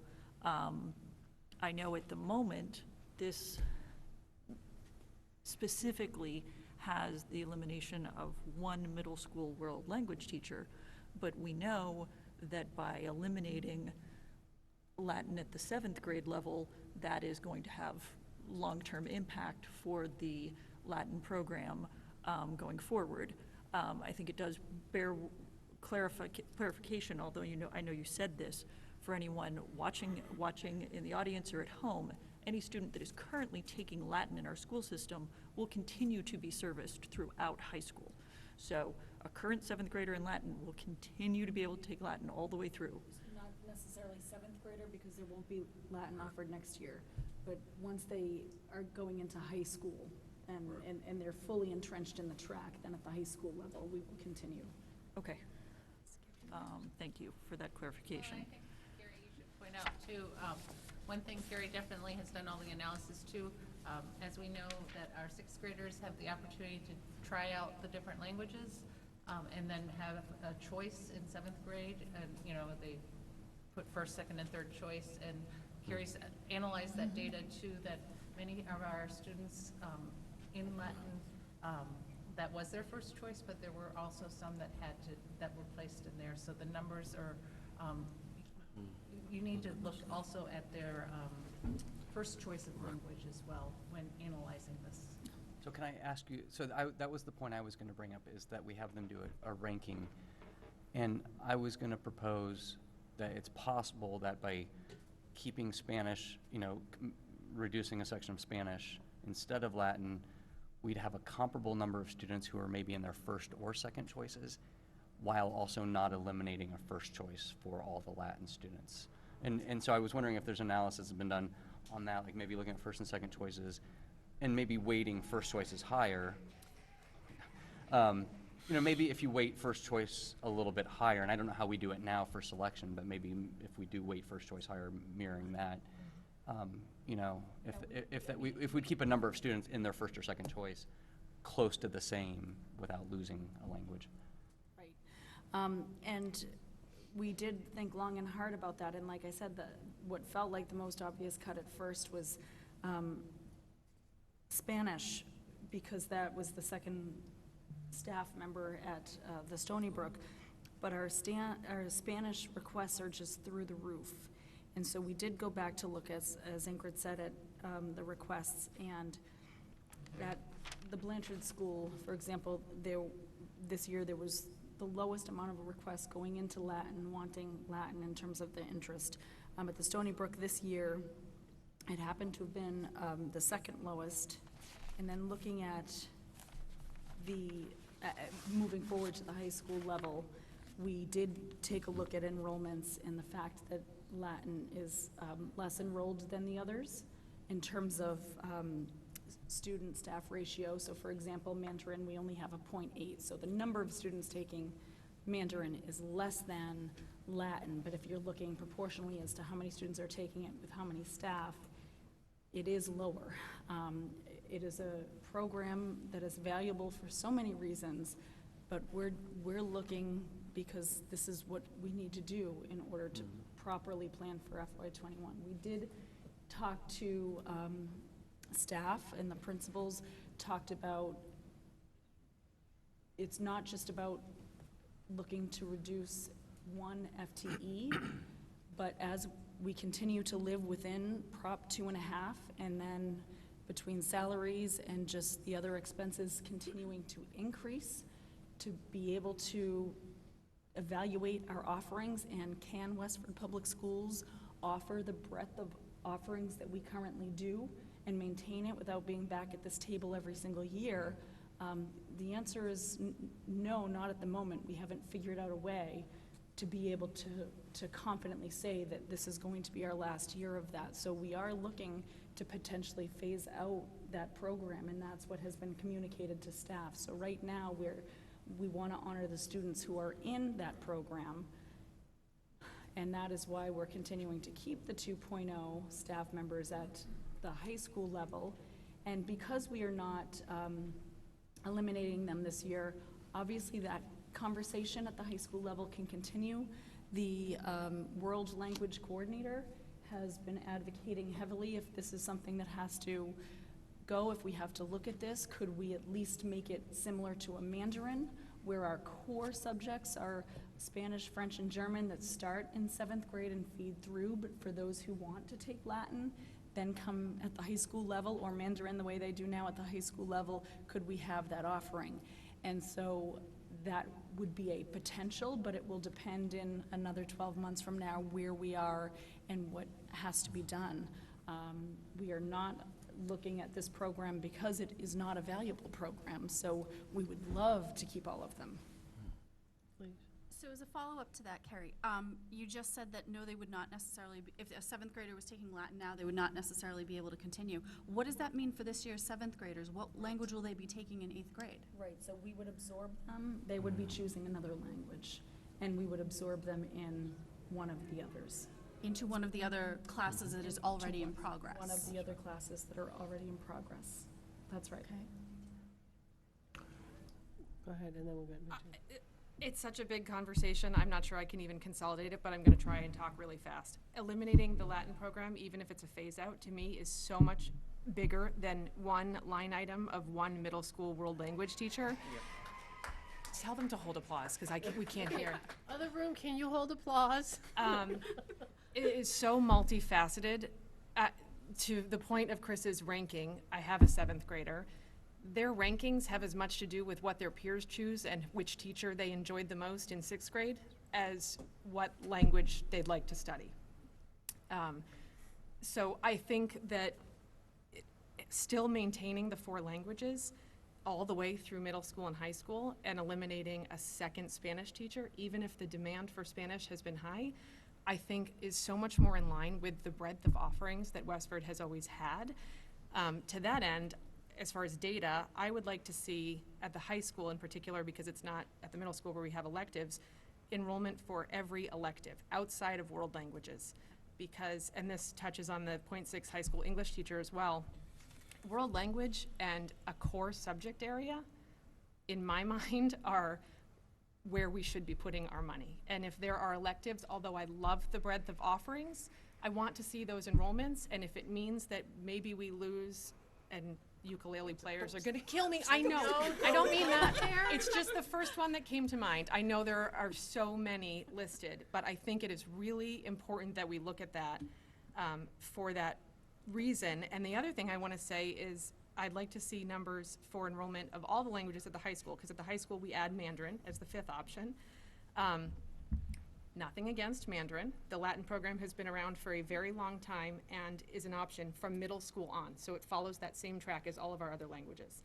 Mandarin is offered in 9th grade, is a character-based language, which is wonderful. But I just wanted to, if I could, read one thing. I did a lot of research about Latin with regards to all students, but on the National Association of I can't say that, my mouth is so dry, Special Education Teachers website, it talks about the great benefits of Latin education to our struggling learners, and how a character-based language is not quite as accessible, and the benefits, the benefits of Latin are far-reaching, and it says it offers great benefit for English language learners, which we know we have many of, struggling readers, and young students as well. Latin word root study, I apologize everyone out there, is an important way to accelerate vocabulary and reading proficiency. The articles and the lists go on and on. Why study Latin? On another page, bullet points all of the reasons that it feeds into our math and science. Students that will be their future careers, which we know is of high demand for. So I wholeheartedly disagree with that choice, as you can probably tell from my comments. I think we need to look elsewhere, and I think we need to see data to figure out how we find what that elsewhere is, but to me, this is not it. Go ahead, Megan. So, Megan, sorry. And nothing against Mandarin. No. Like I said, a lot of things I wanted to say about Latin. So even for like someone who is not a native speaker, when I was actually taking the GRE exam for a graduate study, the Latin root, and then you'll be able to actually check the root and then check the prefix and suffix. So like take your exam on the verbal section for like synonyms, antonyms, and allergies. That's really helpful, even though like in the GRE exam, you're expected to learn like 30,000 words, which is impossible for me. So really, I do think that we need to look into as well. Is like in high school, do we really need like some of the electives? I would rather actually have the Latin program, because without the Latin program, we don't have future WA graduates actually being able to become like lawyers or doctors, because that's where you start a lot of stuff from from Latin. And then really is that if we say we don't have enough students, then we may not need like all the staff, but at least we need to keep a strong Latin program from like 7th grade, 8th grade to high school. It's just unthinkable for students graduating from WA, and then they get into, for example, Harvard or other schools, and then on their diploma it's all Latin, and then they cannot read it. And that's just a shame. May I just say that Absolutely. you know, this type of issue underscores the difficulties of establishing priorities. And what we might have viewed as a priority or an area where we can consider might be certainly different from you and everyone else in this audience. But please understand, the approach was not from a perspective of, let's find chunks of money and just, cut. It was looking at the data, how many students expressed interest, some of the input from principals in terms of the interest or lack thereof of certain areas of the curriculum. And so there's a big difference between saying, well, let's grab another $100,000 to cut and let's just pick this program. We really do try to look at it as analytically as possible. And we will look at other options, certainly at the high school, but know that we take this process very seriously, because this is not only impacting services to students, it's impacting our colleagues. And this is not a school system where it's administration and teachers. We're all colleagues. And we're all equals, and we all make an impact. And we know it's difficult, but there was a methodology to doing all this. And we talked very carefully with the principals in terms of what they felt was, particularly at the middle school and high school levels, a declining interest. Now, that doesn't sound good to all of those who, are proponents of continuing Latin. But please understand, that's the frame of reference we have to look at it in terms of we have to make tough priorities and decisions. Go ahead, Gloria. I appreciate that, and I think it's important for everyone to recognize that none of this is, anything against Latin. I understand that you're having to make difficult choices, and you're having to make difficult choices because of budgetary pressures on the school system. And the school system is having to make difficult choices because of budgetary pressures on the town as a whole. It is, we appreciate all of the work that has gone into this and all of the thought that's gone into it. And we know that these were difficult choices. And I think what we're doing around this table in terms of some of these questions and on this topic regarding Latin is recognizing that what is proposed here is a loss of an entire language program over the course of a number of years, and that is a loss that we have to recognize. And I guess we are trying to brainstorm here, and I think this is a conversation that's going to have to continue in one of our future meetings, is to really look for creative ways, if there's some middle ground between our current system which may not fit the declining enrollment, because there may be, say, smaller number of students who are picking Latin, but as we can hear from the applause, they love it. So, Sure, so, encourage them. well, sorry. But, so, while it may be smaller in number than some of the other language, it is not less in passion. So perhaps there are creative models. Like, for example, I know at the middle school level, typically, the language students are spread across all the teams. Perhaps all of the Latin students could be on one particular team. So there wouldn't need to be 2 sections of Latin taught for that team, for that 7th grade. They could all be taught in one section. Could we think of some creative scheduling models that would allow for sharing of staff between the 2 middle schools to maintain Latin at the middle school? If, and I know this is an if, we don't come up with that model, could we consider looking at the high school models? And could we consider looking at teaching Latin as an option that starts in the high school, like Chinese is offered at the high school? Could we consider reducing the number of sections at the high school? If, say, we do start in 7th grade and we carry forward, I know I'm throwing out a lot of ideas, but could we teach honors and CP within one classroom? I know there are certain electives that might be lower enrollment electives that maybe students who are taking CP2 Latin and honors Latin could take it within the same classroom and maybe have slightly different assignments. That is sometimes done in other electives. Could we, at the higher levels, say, collapse and have a multi-level class? So students that are taking Latin 3 and 4 might be within the same classroom, and they might be working on slightly different things, kind of like the guided reading model we have in elementary school. Like, you'll have reading groups, and one group might be reading chapter books, and one group might be reading picture books, and the teacher is able to balance those students working at different levels. But if there's a way that we can kind of think in terms of creative scheduling to meet the interest and preserve this program, while also responsibly using our staff and having appropriate class sizes and enrollment, I think there is definitely interest in thinking outside the box here and seeing if there's a middle ground between all Latin and no Latin. There's got to be a middle ground. So let's make that one of our meetings. Sure, and we do currently consolidate different levels in Latin as well as other languages too. And outside of that department, we do the same as well.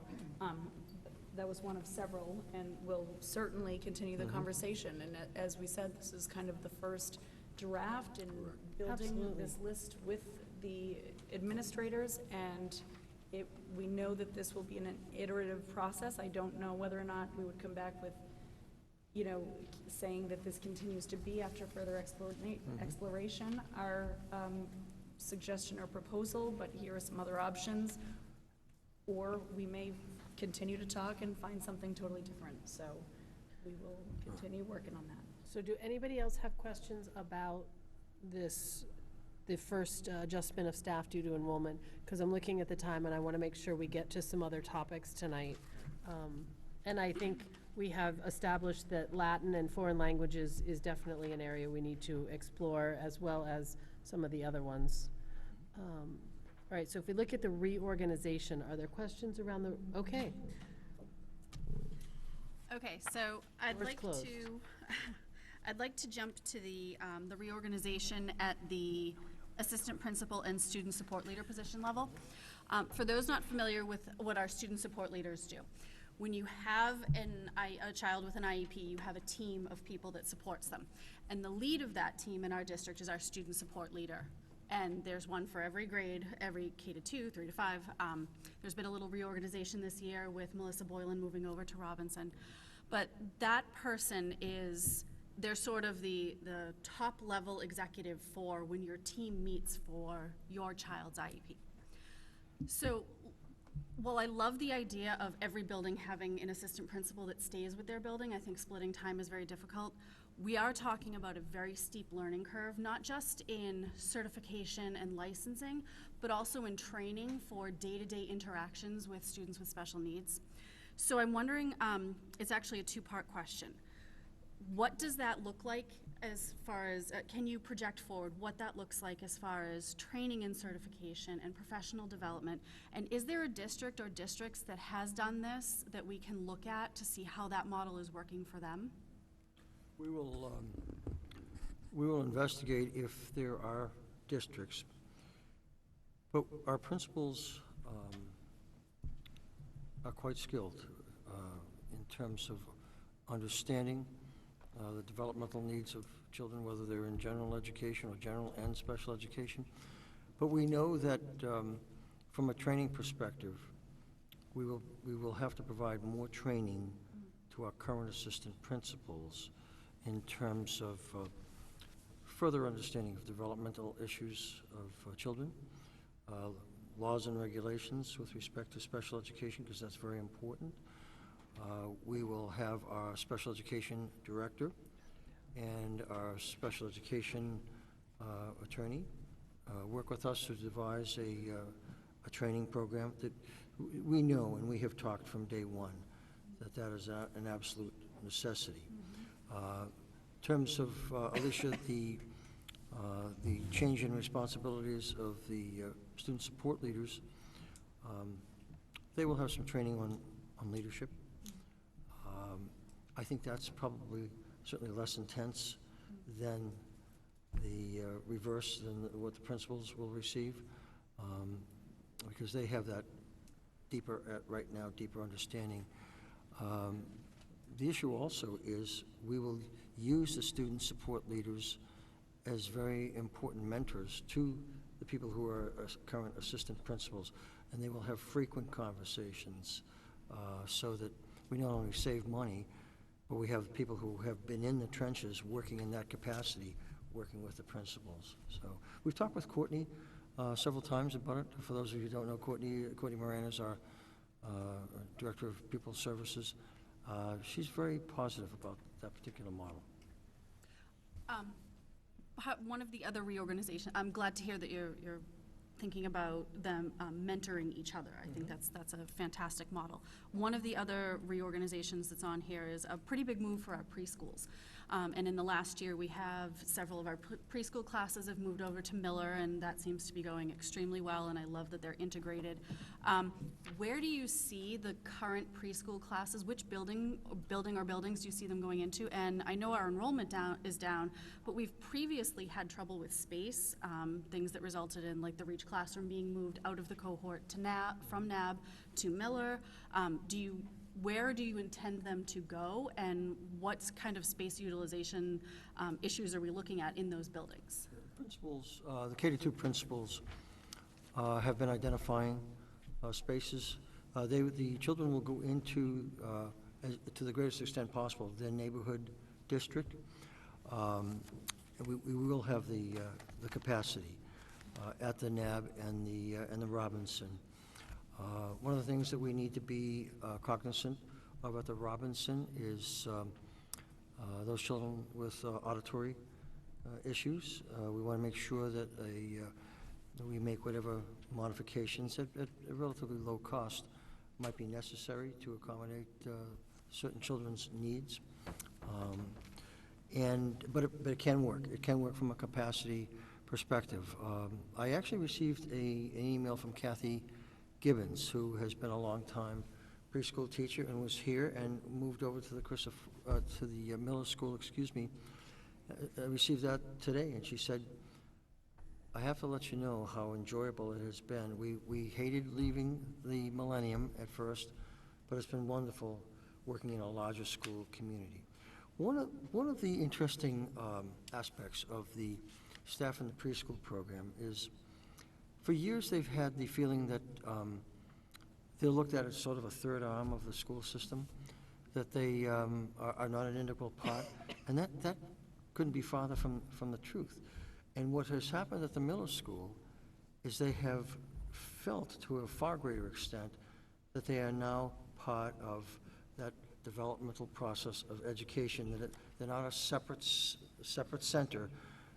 They're working in a building, and they are delighted to see those children progress on to the kindergarten and grades 1 and 2. And so it's worked out very well. And I would not be so naive as to say to you that the news was not accepted particularly encouragingly by the existing staff. They were disappointed because they do have a community here. But I think it's one of those things that once they do experience being in a conventional school, that they do really understand how recognized and valued they are. You know, when I met with the high school staff, and Mike was in the audience back a few months ago, more than a few staff members said, you know, we have a great success rate with our graduates, but it all begins at the preschool level. And so they, you know, fortunately the staff and the school system really appreciate that and appreciate all colleagues. So it's difficult for them to move, but I think a year from now you'll hear that they very much enjoy being in a larger setting with other colleagues. I echo the sentiments and questions that, concerns that Alicia had. 2 follow-up questions. So with the elementary assistant principal and student support leader shift, it's a 0 change, albeit we would have to have some training, which, but I guess my question is, we have often talked about, you know, oh, if we had all the money in the world, it would be great to have an AP at every school. We know that that's a challenge for them, that they divide their time 3 days, 2 days, or 2.5, however they decide to do it, 2.5, 2.5. But I guess my question is this a case of trying to fix something that's not necessarily broken? What are the benefits that we see beyond having a body permanently, I don't mean a body, but, you know, a person permanently at each building, versus the challenges that these are really 2 very different jobs? And is bridging that gap worth the gain of having a permanent position in each building? I think in our discussions, we've discussed the fact that they get to know the children better. There is more consistency in terms of the understanding of the developmental needs of children. You know, we talk about people who move from building to building. Some of our student support leaders move between three buildings right now. And so, you know, they're devoting as much time as they possibly can to students, but it's tough when you're juggling 3 different groups of students in 3 different locations. And we've felt very strongly that you've got one person working with a finite group of students who are in their school community, and they do get to know them more effectively and know their needs. And so we understand that there's a learning curve that's going to be associated with this, but we really do think it can be, we're not just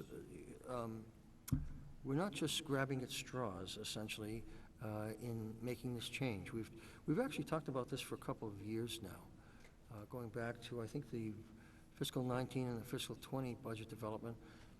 But we didn't do it at that time. We wanted to have a little bit more discussion. We wanted to involve the principals. We met with the principals, the elementary principals, back about 6 weeks ago as part of a professional development we had in this room. They were very positive about it. They understand that there will be a learning curve, certainly, and that the assistant principals, current assistant principals, will definitely need some professional development. But they're very eager to do that and take that on.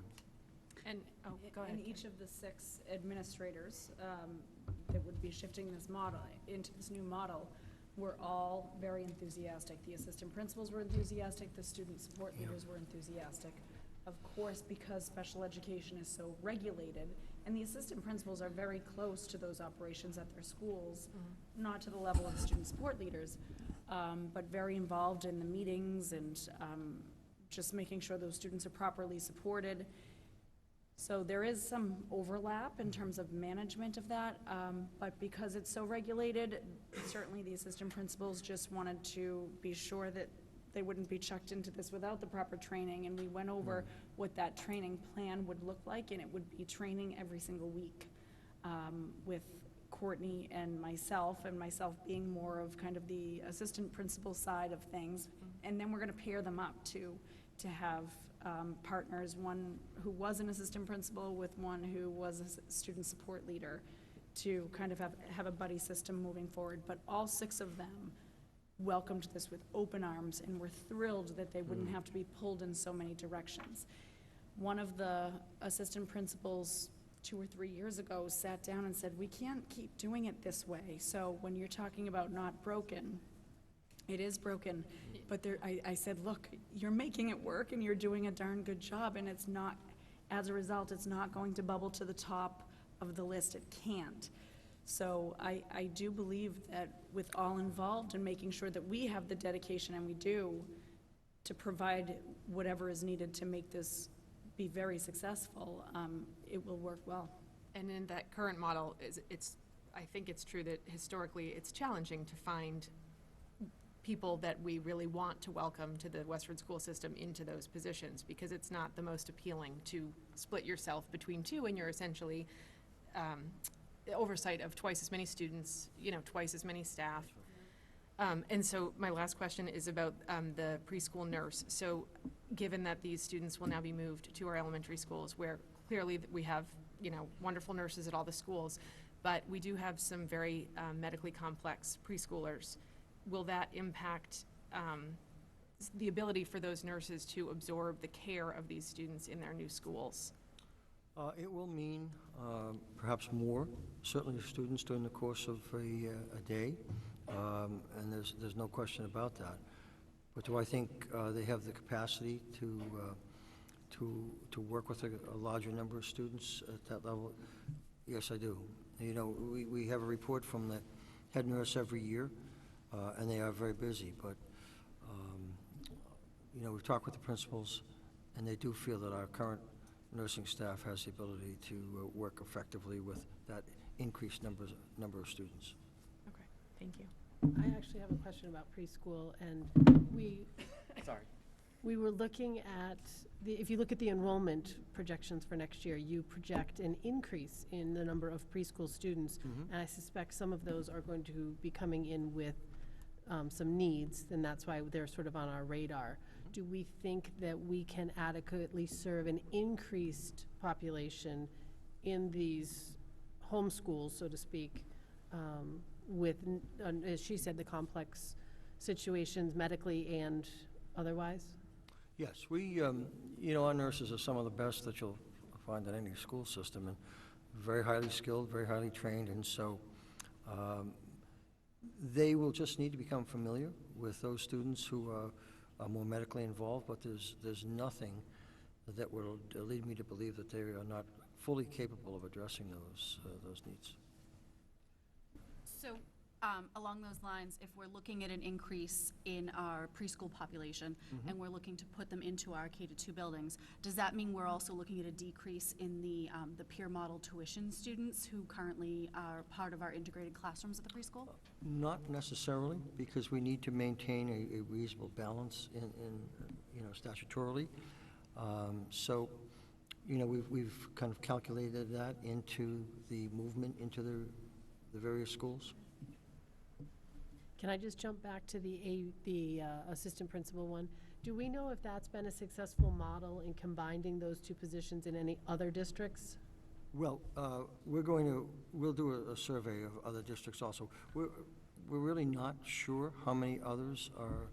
I'd be surprised if there were others, or if the other school systems did not pursue that model. But we lost, let me just anecdotally, we lost an administrator several years ago because that administrator didn't feel that they could do the job effectively by splitting their time between schools, that they didn't know the students as well as they wanted to. And, it's like our teaching staff. Everybody who works with children has a great passion and wants to do their best. And I can't say that this model over the years, that's been the biggest complaint from administrators that we've had, is the splitting of the assistant principals between schools. So we really, in a number of conversations with Courtney, think it can work very, very well, because the assistant principals currently are very in tune with the developmental needs of the students in their buildings that they serve. I have a quick question about the principal, assistant principal, and then support lead. Can you describe a little bit about what the responsibility of the elementary school principal, assistant principal, and then the support lead, so that parents understand what each of them are doing? Well, certainly they will assist in convening and running team meetings. In terms of the identification also of, in terms of reviewing assessment data for children, we are in the process of developing a specific job description. We didn't have the time to have it completed for tonight, but we will, at an upcoming meeting, provide you with a job description of what specific services and job responsibilities those positions, those combined positions, will have. We just need to vet it through Courtney, and she's been out due to a death in her family, so we were not able to meet with her to just finalize kind of what those responsibilities will be. All right, are there any other questions on that, or can we jump to this last one on adjustment of service? Oh, Can I actually make a request that before we jump to the last one, that we actually jump back? There may have been questions about the .6 high school English teacher and the .6 high school PE teacher. sure, let's jump back. And I guess my question on those two, I guess, starts with following with what Ming Chen said. Can you clarify for people who aren't used to this nomenclature what a .6 teacher is? Because I think most people are used to teachers being full people. So if you could clarify what that is, and then also clarify why is it that if this is targeted for an enrollment decline, why are we doing a reduction in the English department and the PE department and not necessarily across all departments? So what were the thought process that went into that? So .6 position is full-time equivalency is what we're looking at, and .6 is 3 out of the 5 days per week, or something equivalent to 3 out of the 5 days per week. So it's a part-time person. Throughout the high school, there are times where you have X amount of full-time people, and then you need a couple of extra sections, so then you have a .4 teacher or a .6 or a .8 teacher to cover those remaining sections. So for the PE teacher, there was kind of a push to begin to bring the PE classes down to a 25-to-1 ratio, which it had not been previously, but some of the national guidance is to try to do that, to make it equivalent to what the ratio is for the classroom teachers. And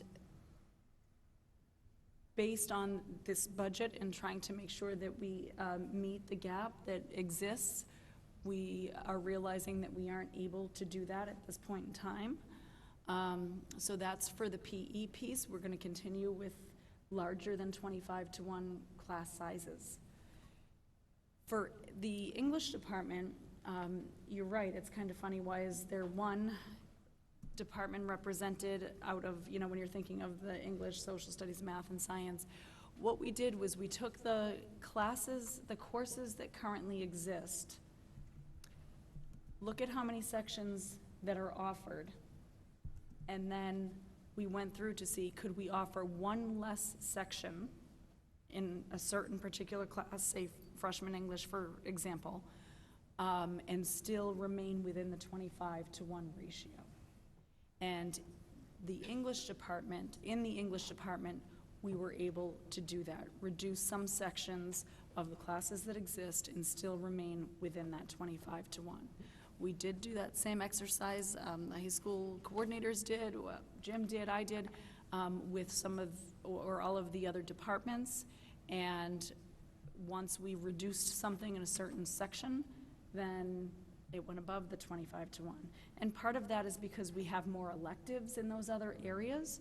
But our thinking was, okay, with what we already have in place, assuming if we don't have to cut any electives or any other of the course offerings, in what department can we do that and still keep all the offerings that currently exist? And that came out in English. And so as a follow-up to that, and thank you, Gloria, for going back, I guess I would challenge that and ask again that we can see the data of the actual class numbers. And I do understand, certainly, and want to acknowledge, as you said, Bill, I know how much work has gone into this proposal, but our job as keepers of the budget is to question all of those proposed items. So we'll continue to do so. And my question about that is, we do have, as I said about Latin too, such a breadth of offerings of electives. And yet we're talking about one of our 4 core subject areas. And I would argue that, yes, the mentality of 25 to 1, it sounds like a lot, but I haven't seen, I mean, I understand that is what we have adhered to, and that's the guidance, and I understand that. But I think the benefit of having a smaller class in one of those 4 core subject areas outweighs perhaps offering an elective or 2 that has very low numbers that we could phase out in exchange. And this, you know, the same sentiment applies, like I said, to the world languages and the Latin. But I think with that one, it's all about seeing the numbers and the data and figuring out, is there a different place to reduce this? Because I think that for something that our students are required to take that is so important to their core education, I think those smaller class sizes are beneficial, and I understand this is due to enrollment decreases, but if you look particularly at the high school with enrollment, that's where we're seeing the least amount of decline currently, because we still have 2 very large classes compared to the classes beneath them that have to cycle through, the current freshmen and the current juniors. So I'd like to see more information on that. We'll provide that, and please understand, we greatly respect your perspective on things and the questions, and our job is to get you the information and the data that you request, because we all want to make the right decisions, and it's only through this discussion and interaction that we are going to make the right decisions. Okay, I won't jump ahead until you guys, you're good on that one? I just want to add one more thought on that, which I guess is a comment to, I know there's been a lot of activity online and there's been a lot of concern at the high school. When we have to look at these numbers from a school committee perspective, we have to look at the appropriate number of English teachers that we need to service our students. And I think we have questions about that, and we're going to get the data on that, and we're going to determine what is the appropriate number of English teachers at the high school to service the number of students we have. And once we make that decision, yes, that could have implications for our personnel. And we recognize that while there is a line item on our PowerPoint here that says 0.6 high school English teacher, that there is a picture of a person in people's minds.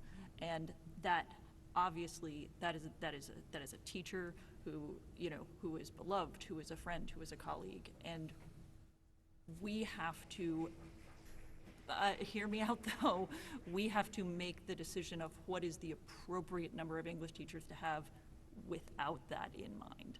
And that's very difficult to do. But that's what we will have to do. We will look at the data. We will determine the number that is appropriate.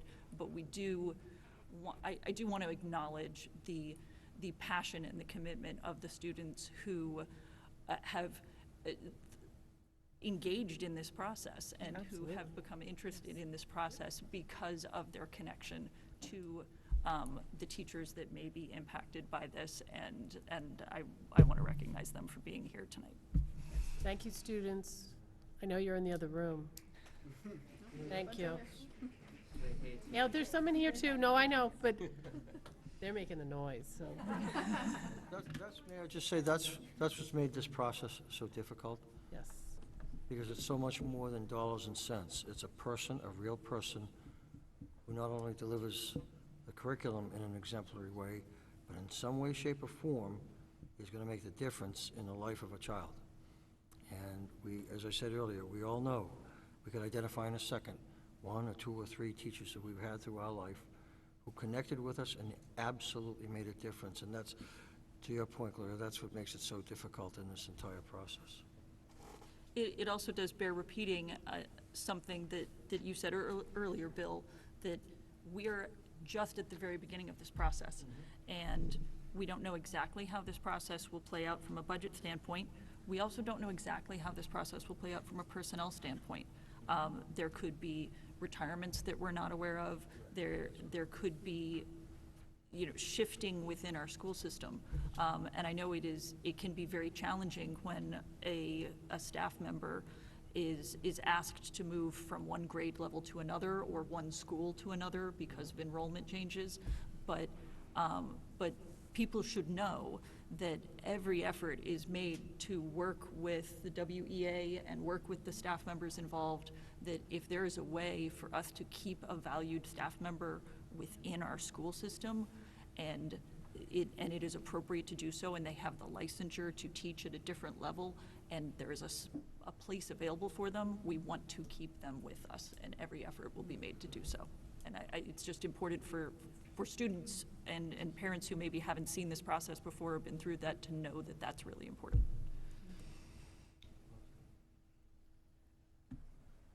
We good on this one? Okay, so I want to get over to adjusted services, and then I do want to make sure we hit fees, because there's a lot of questions there. Yes? I'm ready. You ready for the adjusted services? Yes, I am. Okay, go ahead, adjusted services. Could you just briefly talk to the DLSs and what the losses there will be and how we'll mitigate, the potential elimination of DLSs at any level, but particularly at middle school and high school, how we fill in the gaps that services they provide now? We, as you know, we made a change at the elementary level for this current school year. In my meetings with the staff in each respective school, going back over the last month or two, there are some staff who have felt that reduction. There are others who feel that their technology skills in terms of the integration of certain software into lessons is at a heightened level. And we thought for the last year or two that it was a model that, because it was successful over a period of time, would eventually become obsolete in terms of the fact that they did a great job with the staff. What we're going to do now with the retirements at the middle school is we're going to talk with our director of digital learning in terms of somewhat reshaping the job responsibilities there and being more interactive directly, which he is, but even more with the teaching staff. It's a change. It will take time for people to make adjustments. What we've also found is that a lot of the technology-related issues involving need for help are becoming more technician-based as our staff is gaining competency, certainly, and some more than others, and that includes our administrators, including myself also, in terms of varying levels of competency. But some of them are requiring the skills of technicians more than the digital learning specialists. And so we think we can make that change. We think that at the high school, we can, in fact, make that reduction of 1 DLS because high school staff, I think, are quite skilled. Not everyone at the same skill level, but it's a more sophisticated level of course content in specialized areas, and I think our staff has done a great job in terms of integrating technology into instruction, and the coordinators certainly at the 6 to 12 level have been assisting with that also. Carrie, I don't know if there's anything you want to address to that, or basically I've covered it. No, last year we were able to restructure the elementary curriculum coordinators to better absorb the DLS piece, not including the IT kind of support and acting as triage there. And that is not part of this structure, so we will be relying on the digital, director of digital learning. The library media specialists are heavily involved at both schools with kind of that innovation and bringing the digital component into it. And then our curriculum coordinators, while they're already maxed out, they do have the skill set to embed technology into what they're doing already. We aren't restructuring it to allow them some additional time to do that work the way that we did at the elementary, but between kind of that multi-prong approach, we think that's the best that we can do to mitigate this loss. I would just express some concern that I understand that we have eliminated the DLSs at the elementary school level. It would be helpful to get some feedback from those teachers and from those schools administrators on how that's working and what impact that's having before we make the decision to eliminate DLSs at the middle school level. And my concern at the high school level is we've invested a lot of time and capital and training and effort in implementing the One to World program.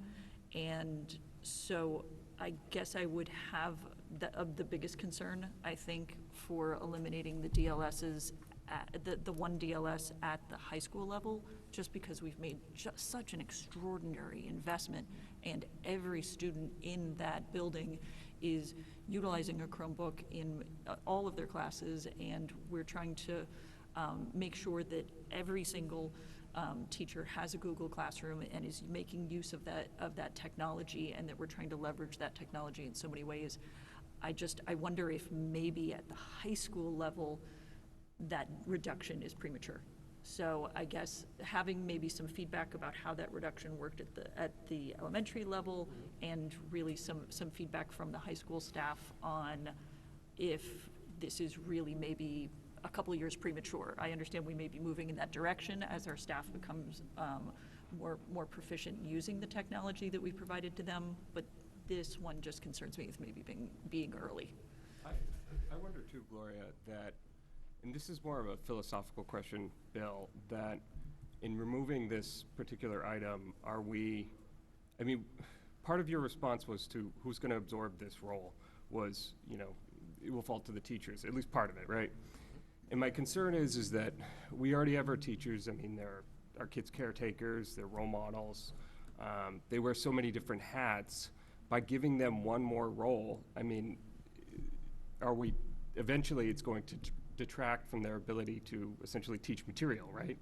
And I think that's a concern of mine, that I understand we have a budget of constraints, but are we sending a message here that this is just one more thing that we can pass off onto our teachers? And I'm concerned about that. Yeah, we didn't make this decision with the intent of just passing it on to the teachers. When we made the reduction of the elementary DLSs, we mentioned that the coordinators were going to take on a more active role, and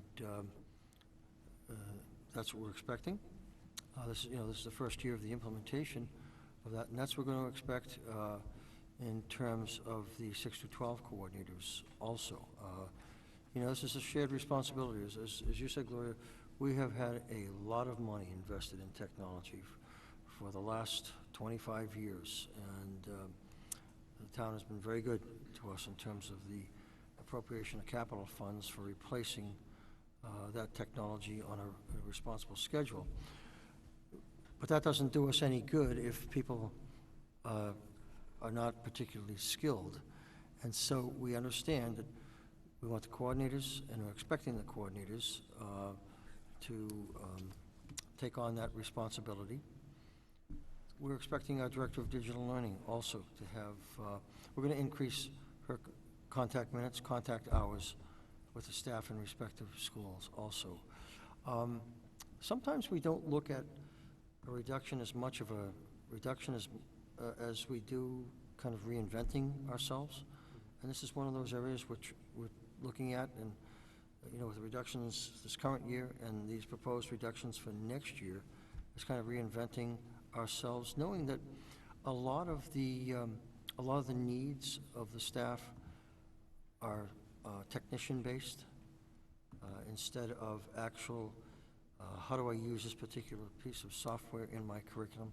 Because our staff is quite skilled in that. And so we really do think and believe it can work.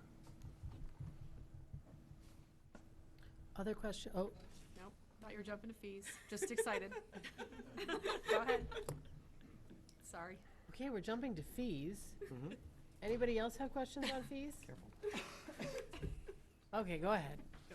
Well, given that it's 10:10, and clearly, I think fees falls under the category of a future meeting, broader discussion, Yep. and talking about each of these individually. But I just wanted to say a couple of top-level comments about the fees when I looked at all of these.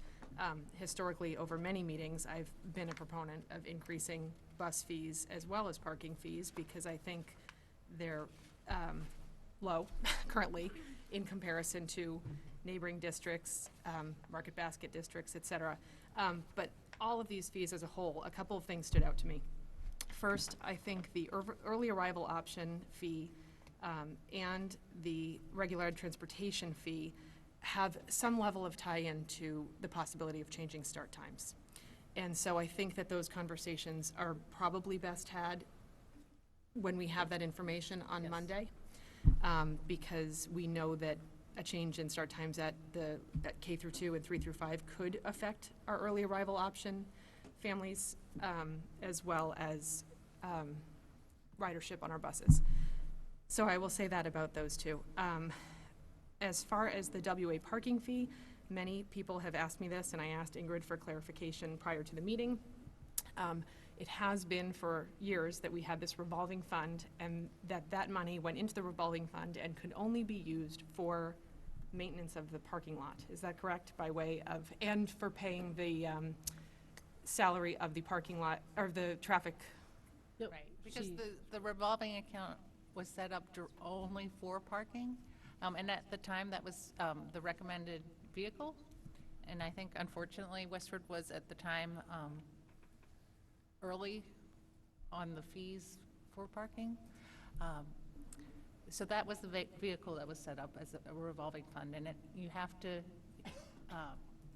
use the revenue that you receive for the purpose. And because that purpose was defined so narrowly, it really, currently, we use it for the decals, which are very expensive, actually. The traffic Person.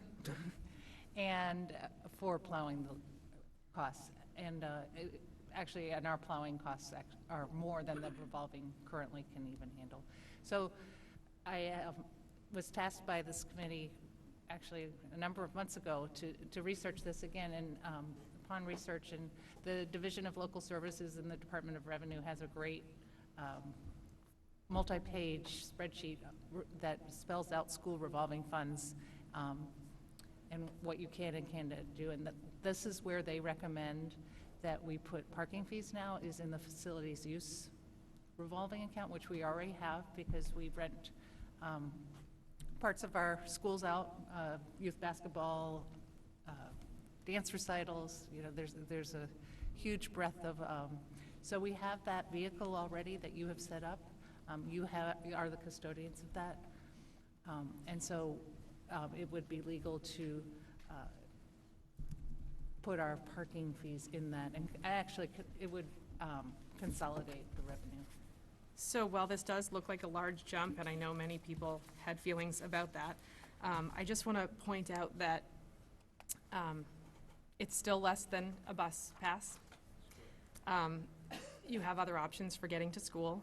There are parking issues, given that we have space limitations in our parking lot at WA. So some of the data I would like to see, along with how long this fee has been at $50, because now we're looking at this increase, but it has been stagnant for many years. I'd like to see how many spots we have available and how many students purchase them each year. I think that as a town, We pride ourselves in having lots of green initiatives, and driving to school in your car by yourself is not in line with that. There is currently really no incentive in this fee to incentivize carpooling. We had our student representatives here last week talking to us about car idling.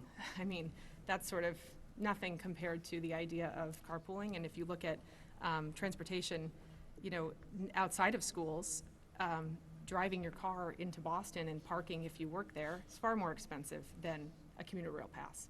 So I think there's a lot of reasoning behind this. It does seem like a large jump, but I don't think by any means the $200 a year is unreasonable, and I'd just like people to think about all of the reasons around that.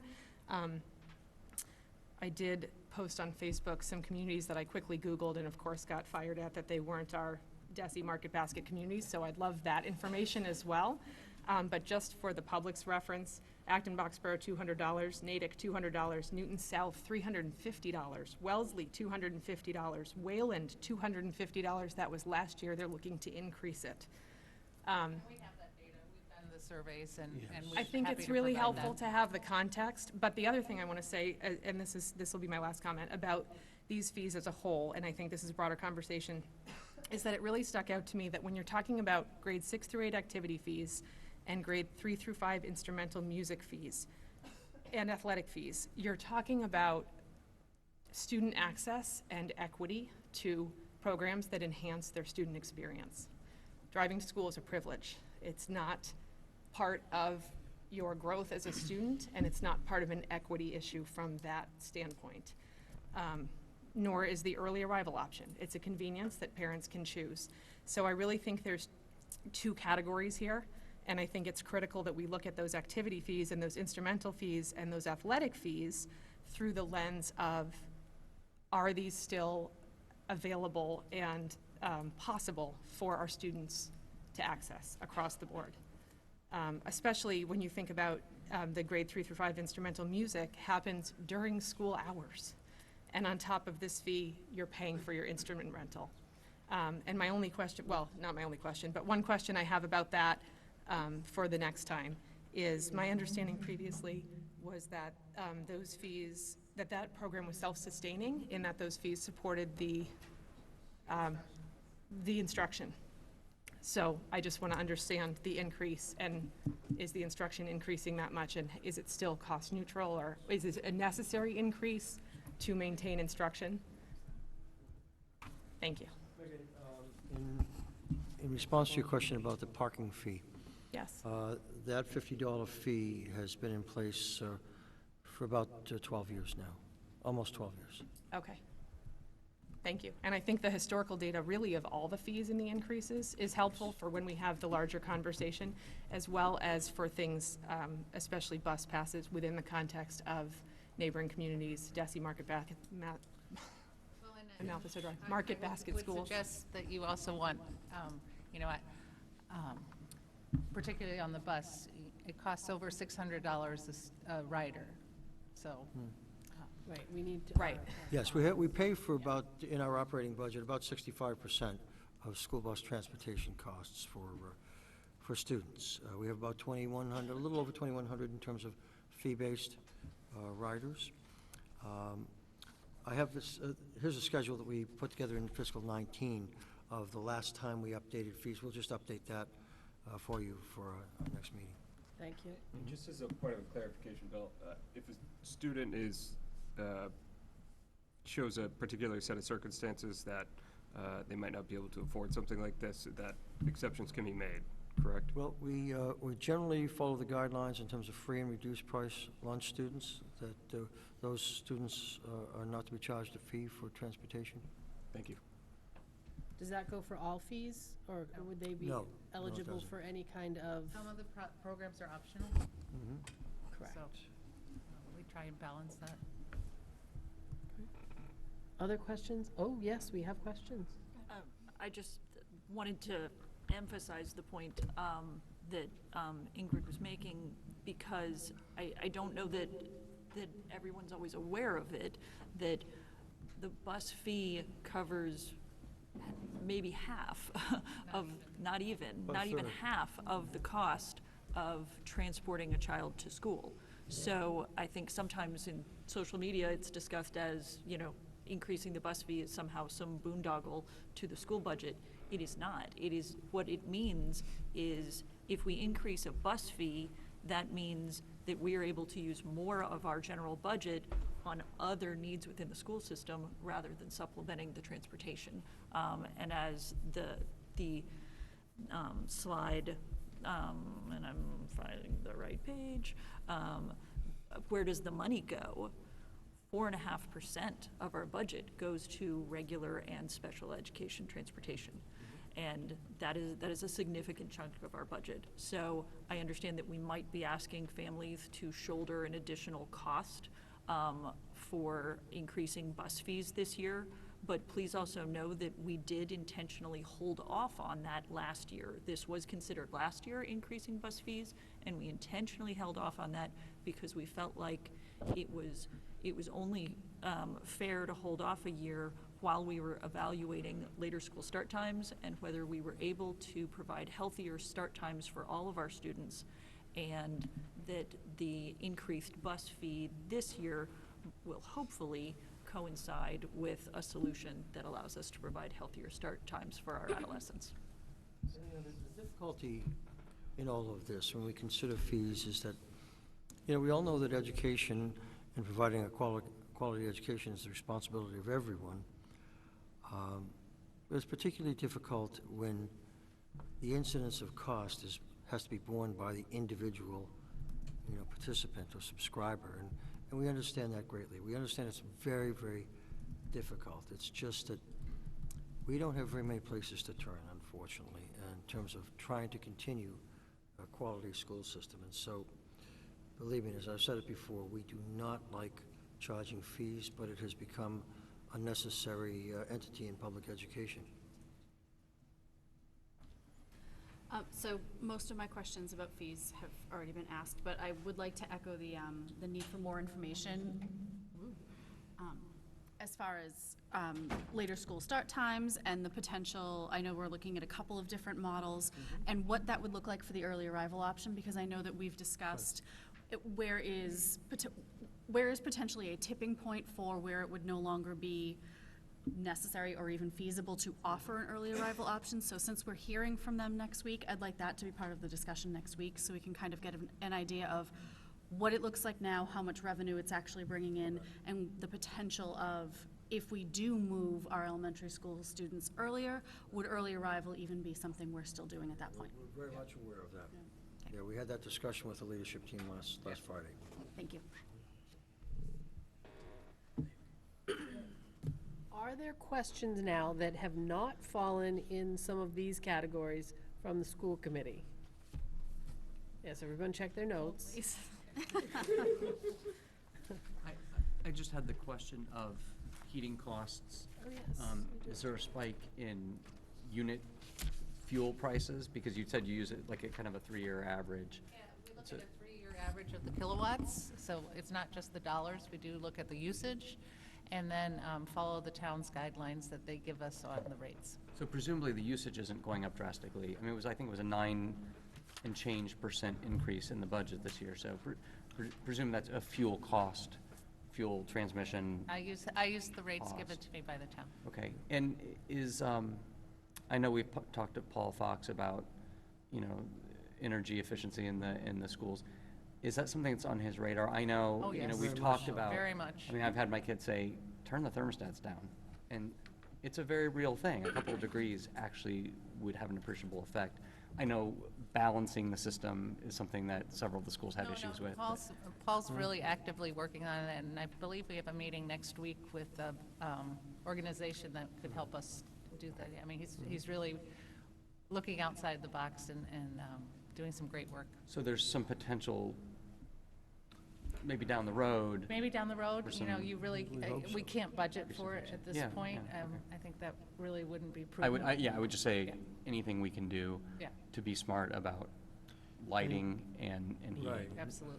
And we do, as I think I sent out to you in the fall, we send out I sent out a memo of a program that I started back about 15 years ago called Observe and Conserve. Hale Powell, who was a Westford resident, has worked, I don't know if Hale still works for the Department of Energy, but met with me about 15, 16 years ago and outlined a number of energy-saving practices, because much of the savings in terms of energy consumption is human-related and depends upon our practices. And sometimes we're a little bit more observant than at other times. Sometimes we're a little bit sloppier. And so we want to keep people focused on good conservation practices. The consumption, Chris, of natural gas, because we have dual heating capabilities in our schools of either number 2 fuel oil or natural gas, depending upon what the market condition pricing is. But as you know, it's very much dependent on the number of degree days also. In other words, how cold the winter is in terms of, and the interesting part of energy consumption is creature comfort is a very individual thing. One person can be very hot, and another person could have 3 sweaters on in the same environmental conditions. And so it's always interesting to try and balance that. Well, you even admitted my office was nice and cold. It was too cold. Yeah, you complained. Well, I'll just, my child likes to bundle up in the sweatshirt, so he's all for turning the heat down. We have some nice sweatshirts for sale at the high school too, so we'll just encourage more sales. Were they open tonight? They were. They were. See, I remember that. Yes, Mington. Okay. So, Bill, can you, we're talking about the $61 million, which appropriation from the town, but that's not actually the total school That's correct. expenditure, right? So can you actually give a little bit explanation of all the funds Yes. which the school is spending every single year, and then where the sources are? Yes, we'll have that on Monday night. We have it every year for you in terms of, because I remember Rob Cregan, a former Westford resident, would always ask us at town meeting, and very appropriately, what's the total cost of operations beyond the general fund appropriation? So at now, correct me if I'm wrong, but I think we're about 7.8. 7.8, million. yes. No, And we w- have that information. We'll have the detail of how that is broken down. I mean, it mirrors somewhat of the quarterly reports, the year-end report that you received that shows the balances of all the revolving funds. That's one piece. We have, over $1 million in grants, and then circuit breaker, school choice and such, but yes. Right. The other question I have actually is on the circuit breaker funds. So so this year we have overrun of the special education out of district placement tuition. Is that correct? Okay. That's correct. So that means that next year we're going to get a larger circuit breaker refund from the state? Well, It depends if they hit that That- threshold. that's right. So Not all students are eligible to be claimed by us for circuit breaker. Okay, it's the higher cost students that we and other school districts are allowed to claim.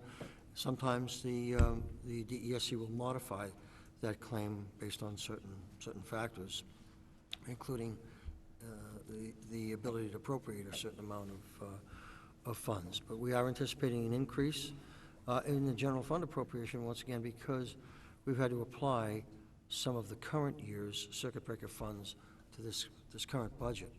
So the $700,000 that we would have, additional, that we would have liked to have been able to appropriate towards the fiscal '21 budget that we have not been able to, and then you compound that with the Valley Collaborative reduction in credits for students who are attending there from 200,000 to 60,000.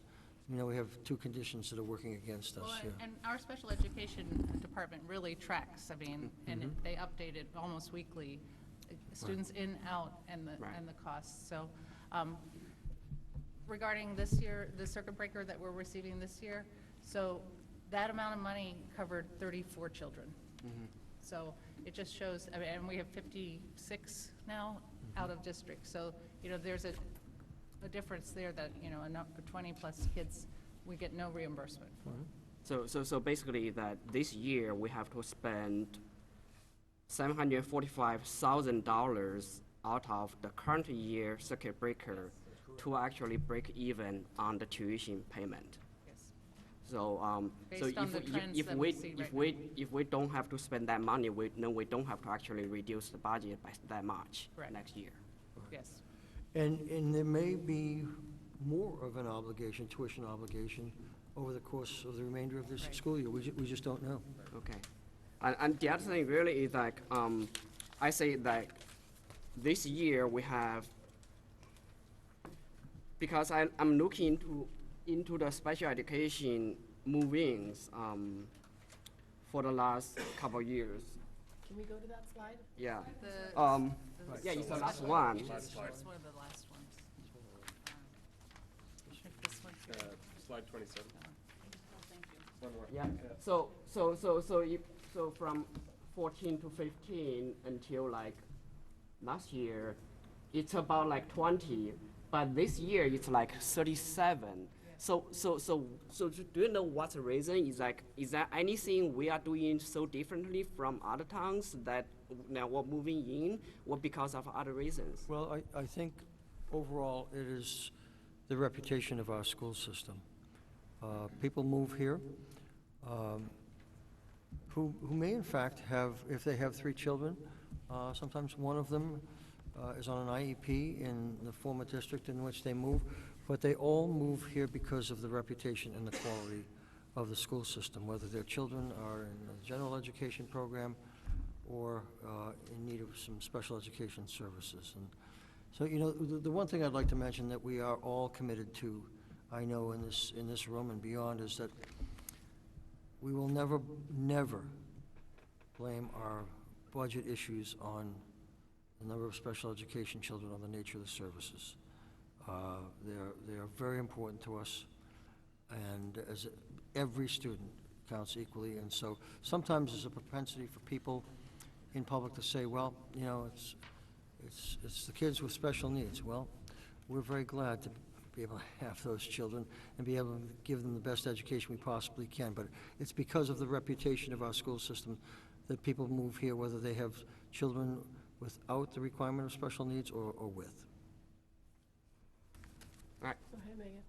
I just had a few questions on the function, budget by function code, so I don't know if you want to pull that up, or if we just want to, I can tell you what they are and we can discuss at a later date with more information.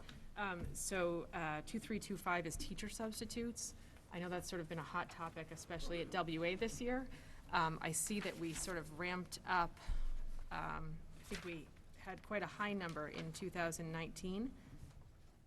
And it has decreased a little bit since, and I just had two questions. One, how much of that is due to known leaves, extended leaves? So that does have, you know, the daily subs in that line. Yep. And the long-term subs. And you just noted that in 19, so if we look back 5 years previously, there was a trend down in the long-term sub. And I believe in 18, you know, there was the discussion with the 19 budget development, and I wasn't here then, but I do remember it from being on the finance committee, that, you know, you're not spending the money. Let's, and you just don't know when people are going to take leaves. There's so many reasons people take leaves. It's a very, relatively very hard- volatile number, right? Because It's you very just hard don't to know. predict. It is, because, you know, it very much, you're seeing more and more in the personnel updates, family medical leave. We have, you know, a younger population who are in peak childbearing years, were subject to taking long-term leaves over the course of, you know, the school year. So there's, you know, there are several factors involved with that. So next, 3,400 and 3,510, food services and athletics. I just think it's important for those new to this process to point out that food services is so low, not because we're managing to feed our entire school system on $500, but because it's a self-sustaining program. In contrast, the athletics budget is quite high, and I think it would be helpful to know what components make up that athletics budget and what percentage is covered by fees, since we are addressing the Well, fee. and we have a full accounting of the athletic revolving, and it shows, you know, exactly how much to spend on transportation, on officials, and all that, and happy to bring that next time. Perfect. May I just make a quick note about the food service program? There are many school systems across the state and across the country that have to have budget funds supporting their food service program.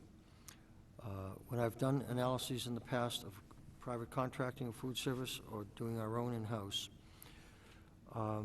the average participation rate of most school systems of students is about 52 to 54%, that range. Our participation rate is over 70%.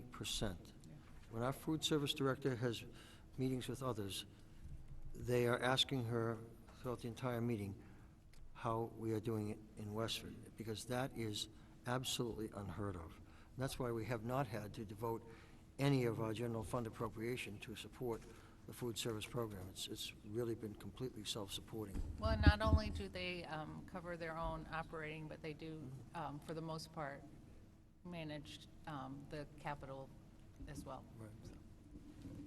Thank you. Other question? Yes? This, I guess, was less of a question and more of an observation. This has been a bit of a new process for us this year, and I think it's worth acknowledging that there have been some pros and cons to that. For those who maybe haven't seen this process before, in the past, the superintendent has brought a budget to the school committee that involved what would fund level services and any additional needs for the school system.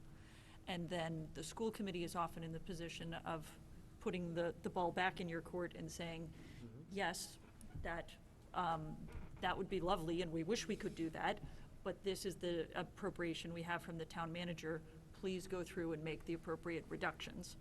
And that has caused pain in the past. Last year, that process was particularly painful.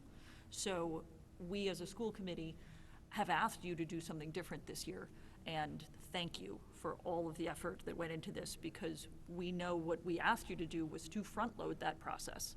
And instead of bringing us a level service plus budget, you have brought us a budget that already fits within the town manager's appropriation. And that was definitely a burden on you, I am sure. And thank you for all of those efforts. That is going to alleviate some concerns in the process, but it has certainly created others. I think it has created anxiety for our staff and our students and our community, because they are seeing the potential reductions now. And it is so early in the process, and this is still a volatile process. So I want to acknowledge that we understand that is creating anxiety now. What it also means is there won't be surprises later. I feel like last year, some of the reductions that happened caused a lot of anxiety for people, because they went, wait, what is this? I don't have time. I don't have time to intervene. I don't have time to have an impact. And there was this concern between, people couldn't express concern too early before there was a budget because those concerns were premature. But last year, when people tried to express concerns, it was too late because it felt like it was already, in cement. So really what we're trying to find is the Goldilocks time here, the just right time where people can have an impact and can have input, and school committee can have an impact, and we can review all of the data that we know you've gone through, and really have this community discussion about what the school budget should look like. But we know that having this discussion is also creating a lot of anxiety in our school system, and we understand that we've created anxiety, but we're also creating transparency and allowing for input and feedback. So there are some trade-offs there, and this is the first year we've asked you to do that, so please bear with us and be patient as we work through this process. As Avery said at the beginning, this process is not done. It begins tonight. It does not end tonight. We will continue to have meetings. We will continue, and I know the hour is late, and we're not going to be able to have public input, I know, the way that I'm sure the large number of members of the public that are here would like to, but we will have future meetings, and I think Avery's got a plan for that. And we do want to hear that input, And this process does not officially end until March 28th at annual town meeting. Correct. May I just say, I'm sure Kerry and Ingrid feel the same right now. I'll be very honest with you. We have tired brains, we have tired eyes, and we feel very uncomfortable about having to have uncomfortable conversations, difficult conversations with our colleagues, and our very valued colleagues who carry the freight every day. And so that's been probably the most difficult part of all of this, is everybody plays a part, and a very important part, and it's extraordinarily difficult to have those discussions. Any other questions? I just want to make sure. Okay, so as part of my plan,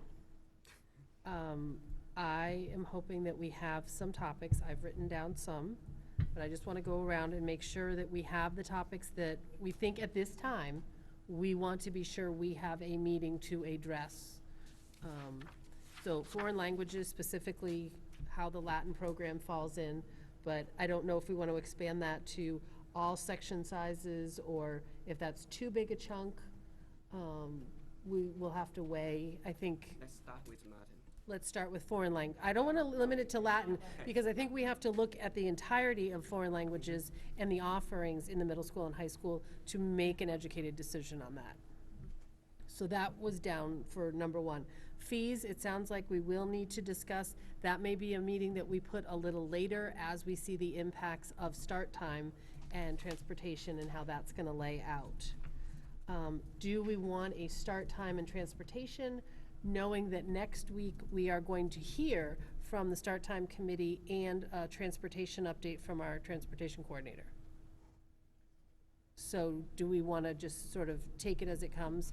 Or on that one, because I'm not sure we have that many questions right now on that. What other topics do we want to see? Yeah, oh, Ingrid. Sorry. So I was talking to Jennifer Piper, our transportation coordinator, Yes. today, and we had some discussions. We're in the process of reevaluating some of our leases and such right now, and we're awaiting the report from the special education transportation. So Jen felt that if she could get a true update on all that in January would be more appropriate. She's more than happy to come to the meeting on Monday to help with the discussion on start times. I think she would be very valuable there, but if that's all right. Absolutely. If we could split it that way.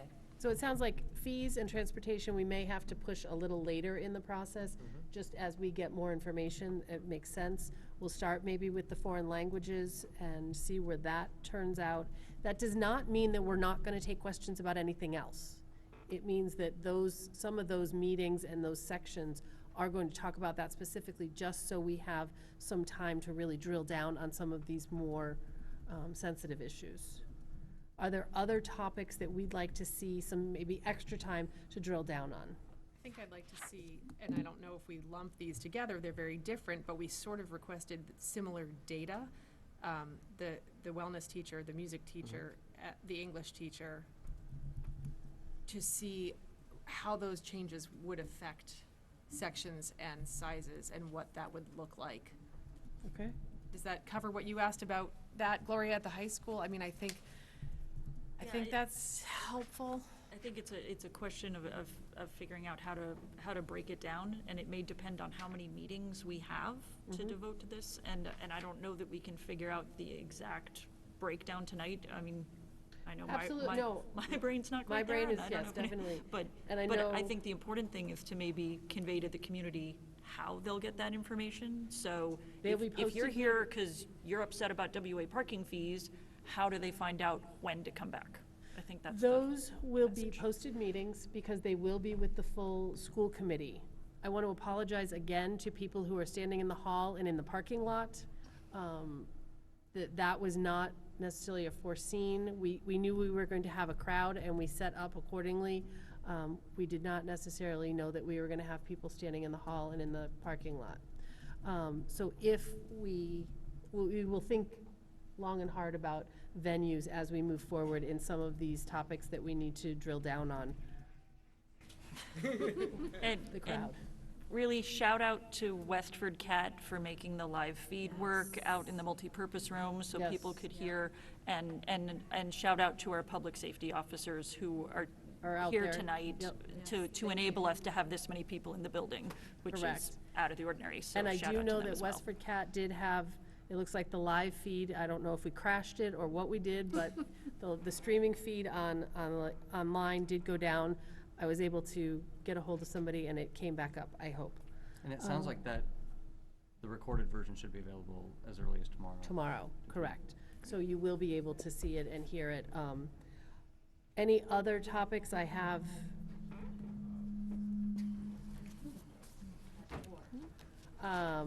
Foreign languages, fees, teachers and section sizes, We probably should talk about the reorg a little bit, the reorg. yeah, sometime. If people are not objecting, I would like next week's meeting, we have a meeting again on Monday, and budget is listed on there again. I think at that point, we should still keep it fairly generalized and not drill down yet. And start to hear some other questions as we. We're going to need some time also to yeah. gather the data, so.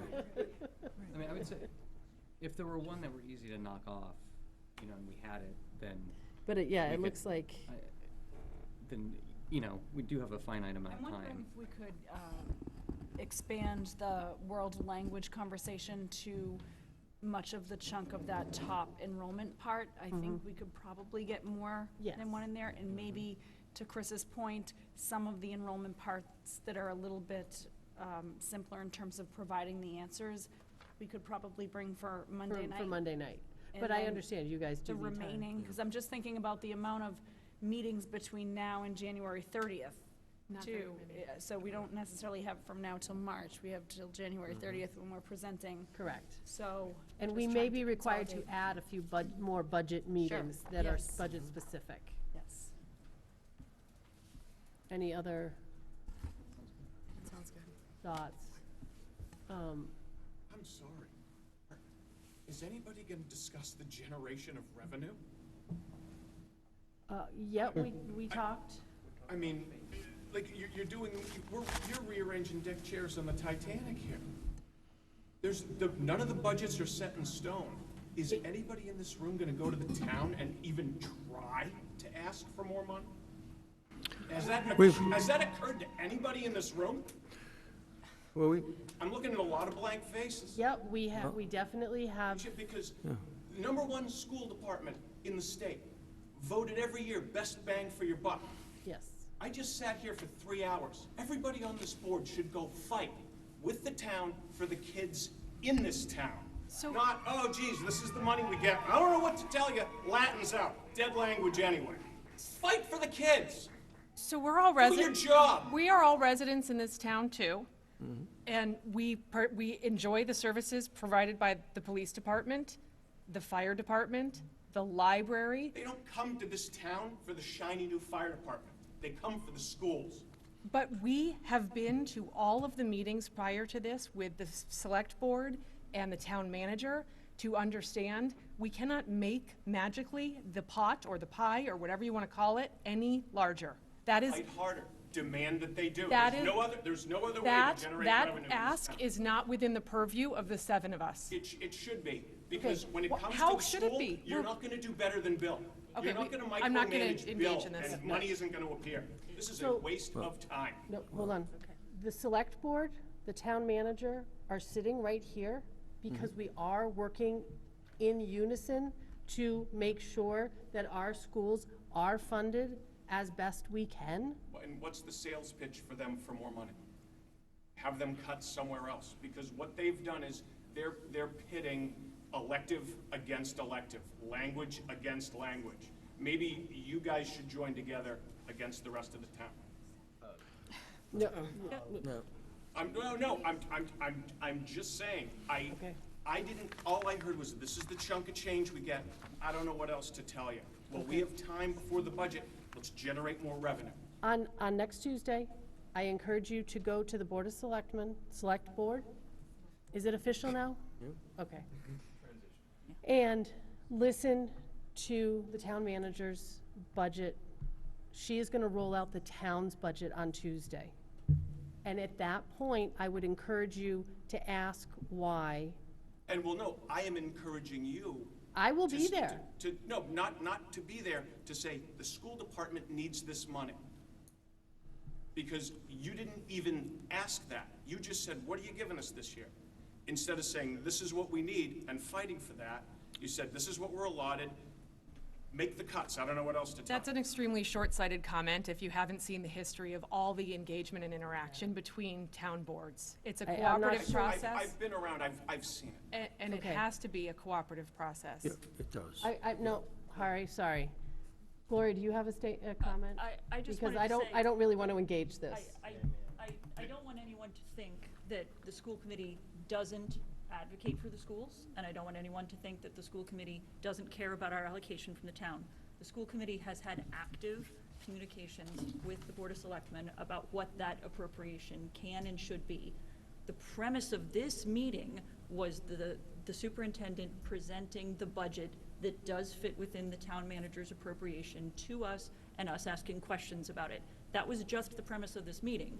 Please don't have as a takeaway that therefore we don't wish we had more money so that we wouldn't have to make some of these difficult decisions. I hear what you're saying, and I don't want to debate the matter with you. I'm just trying to suggest that that was the premise of this meeting.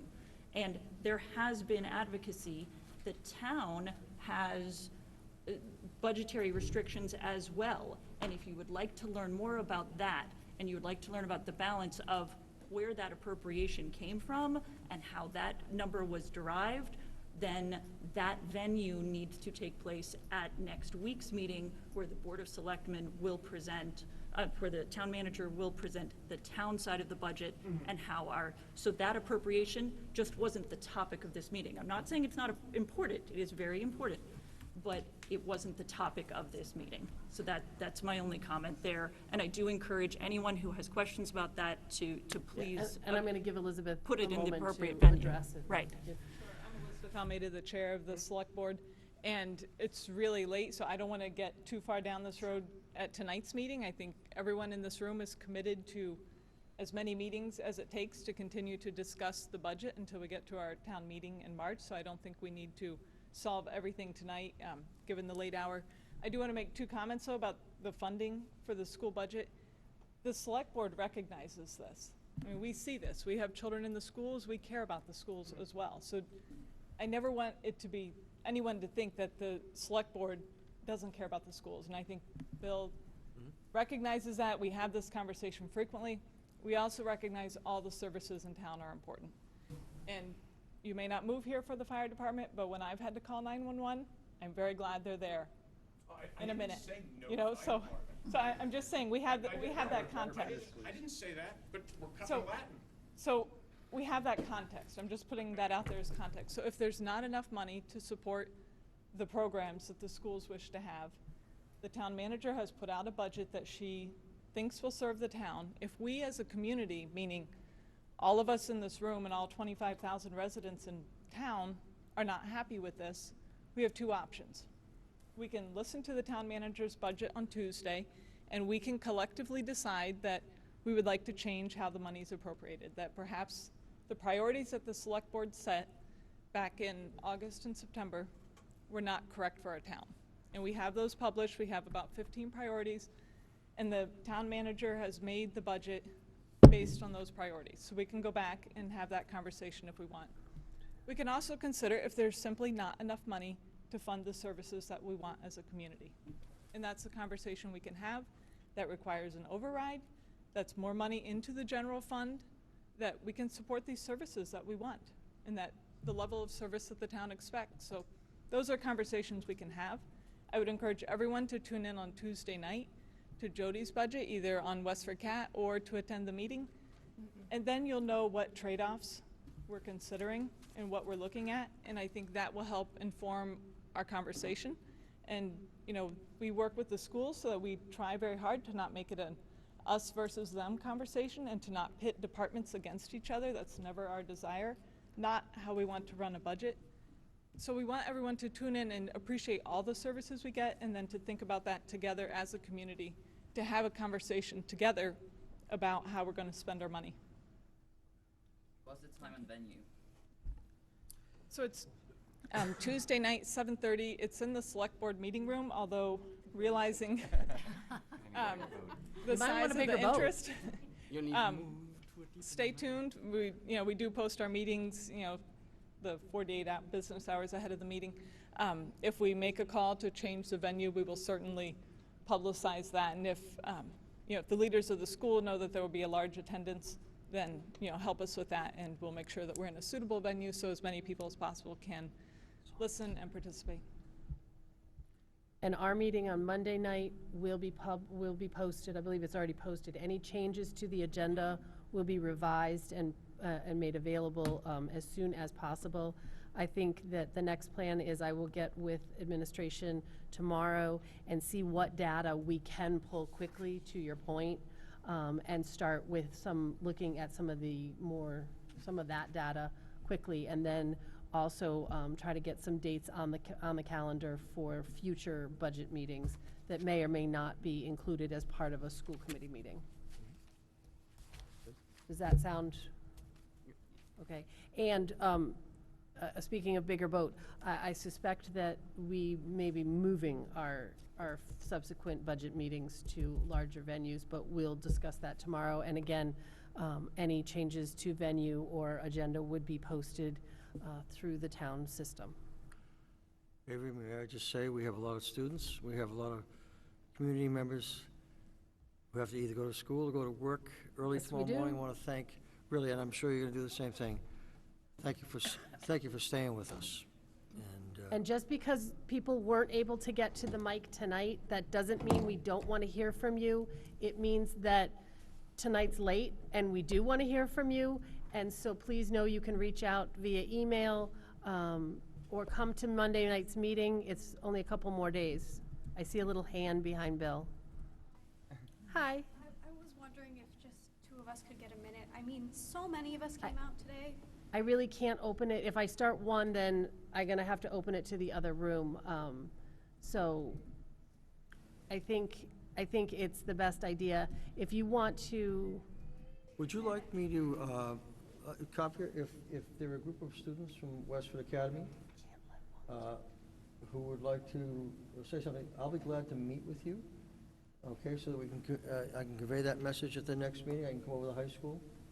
in the and next day we or can two. send some of the school committee, I think it would be good to hear what you have to say. So we'd like to be able to, and if coming to Westford Academy works out better, then we can definitely arrange something for the students to be able to speak with Sure. us.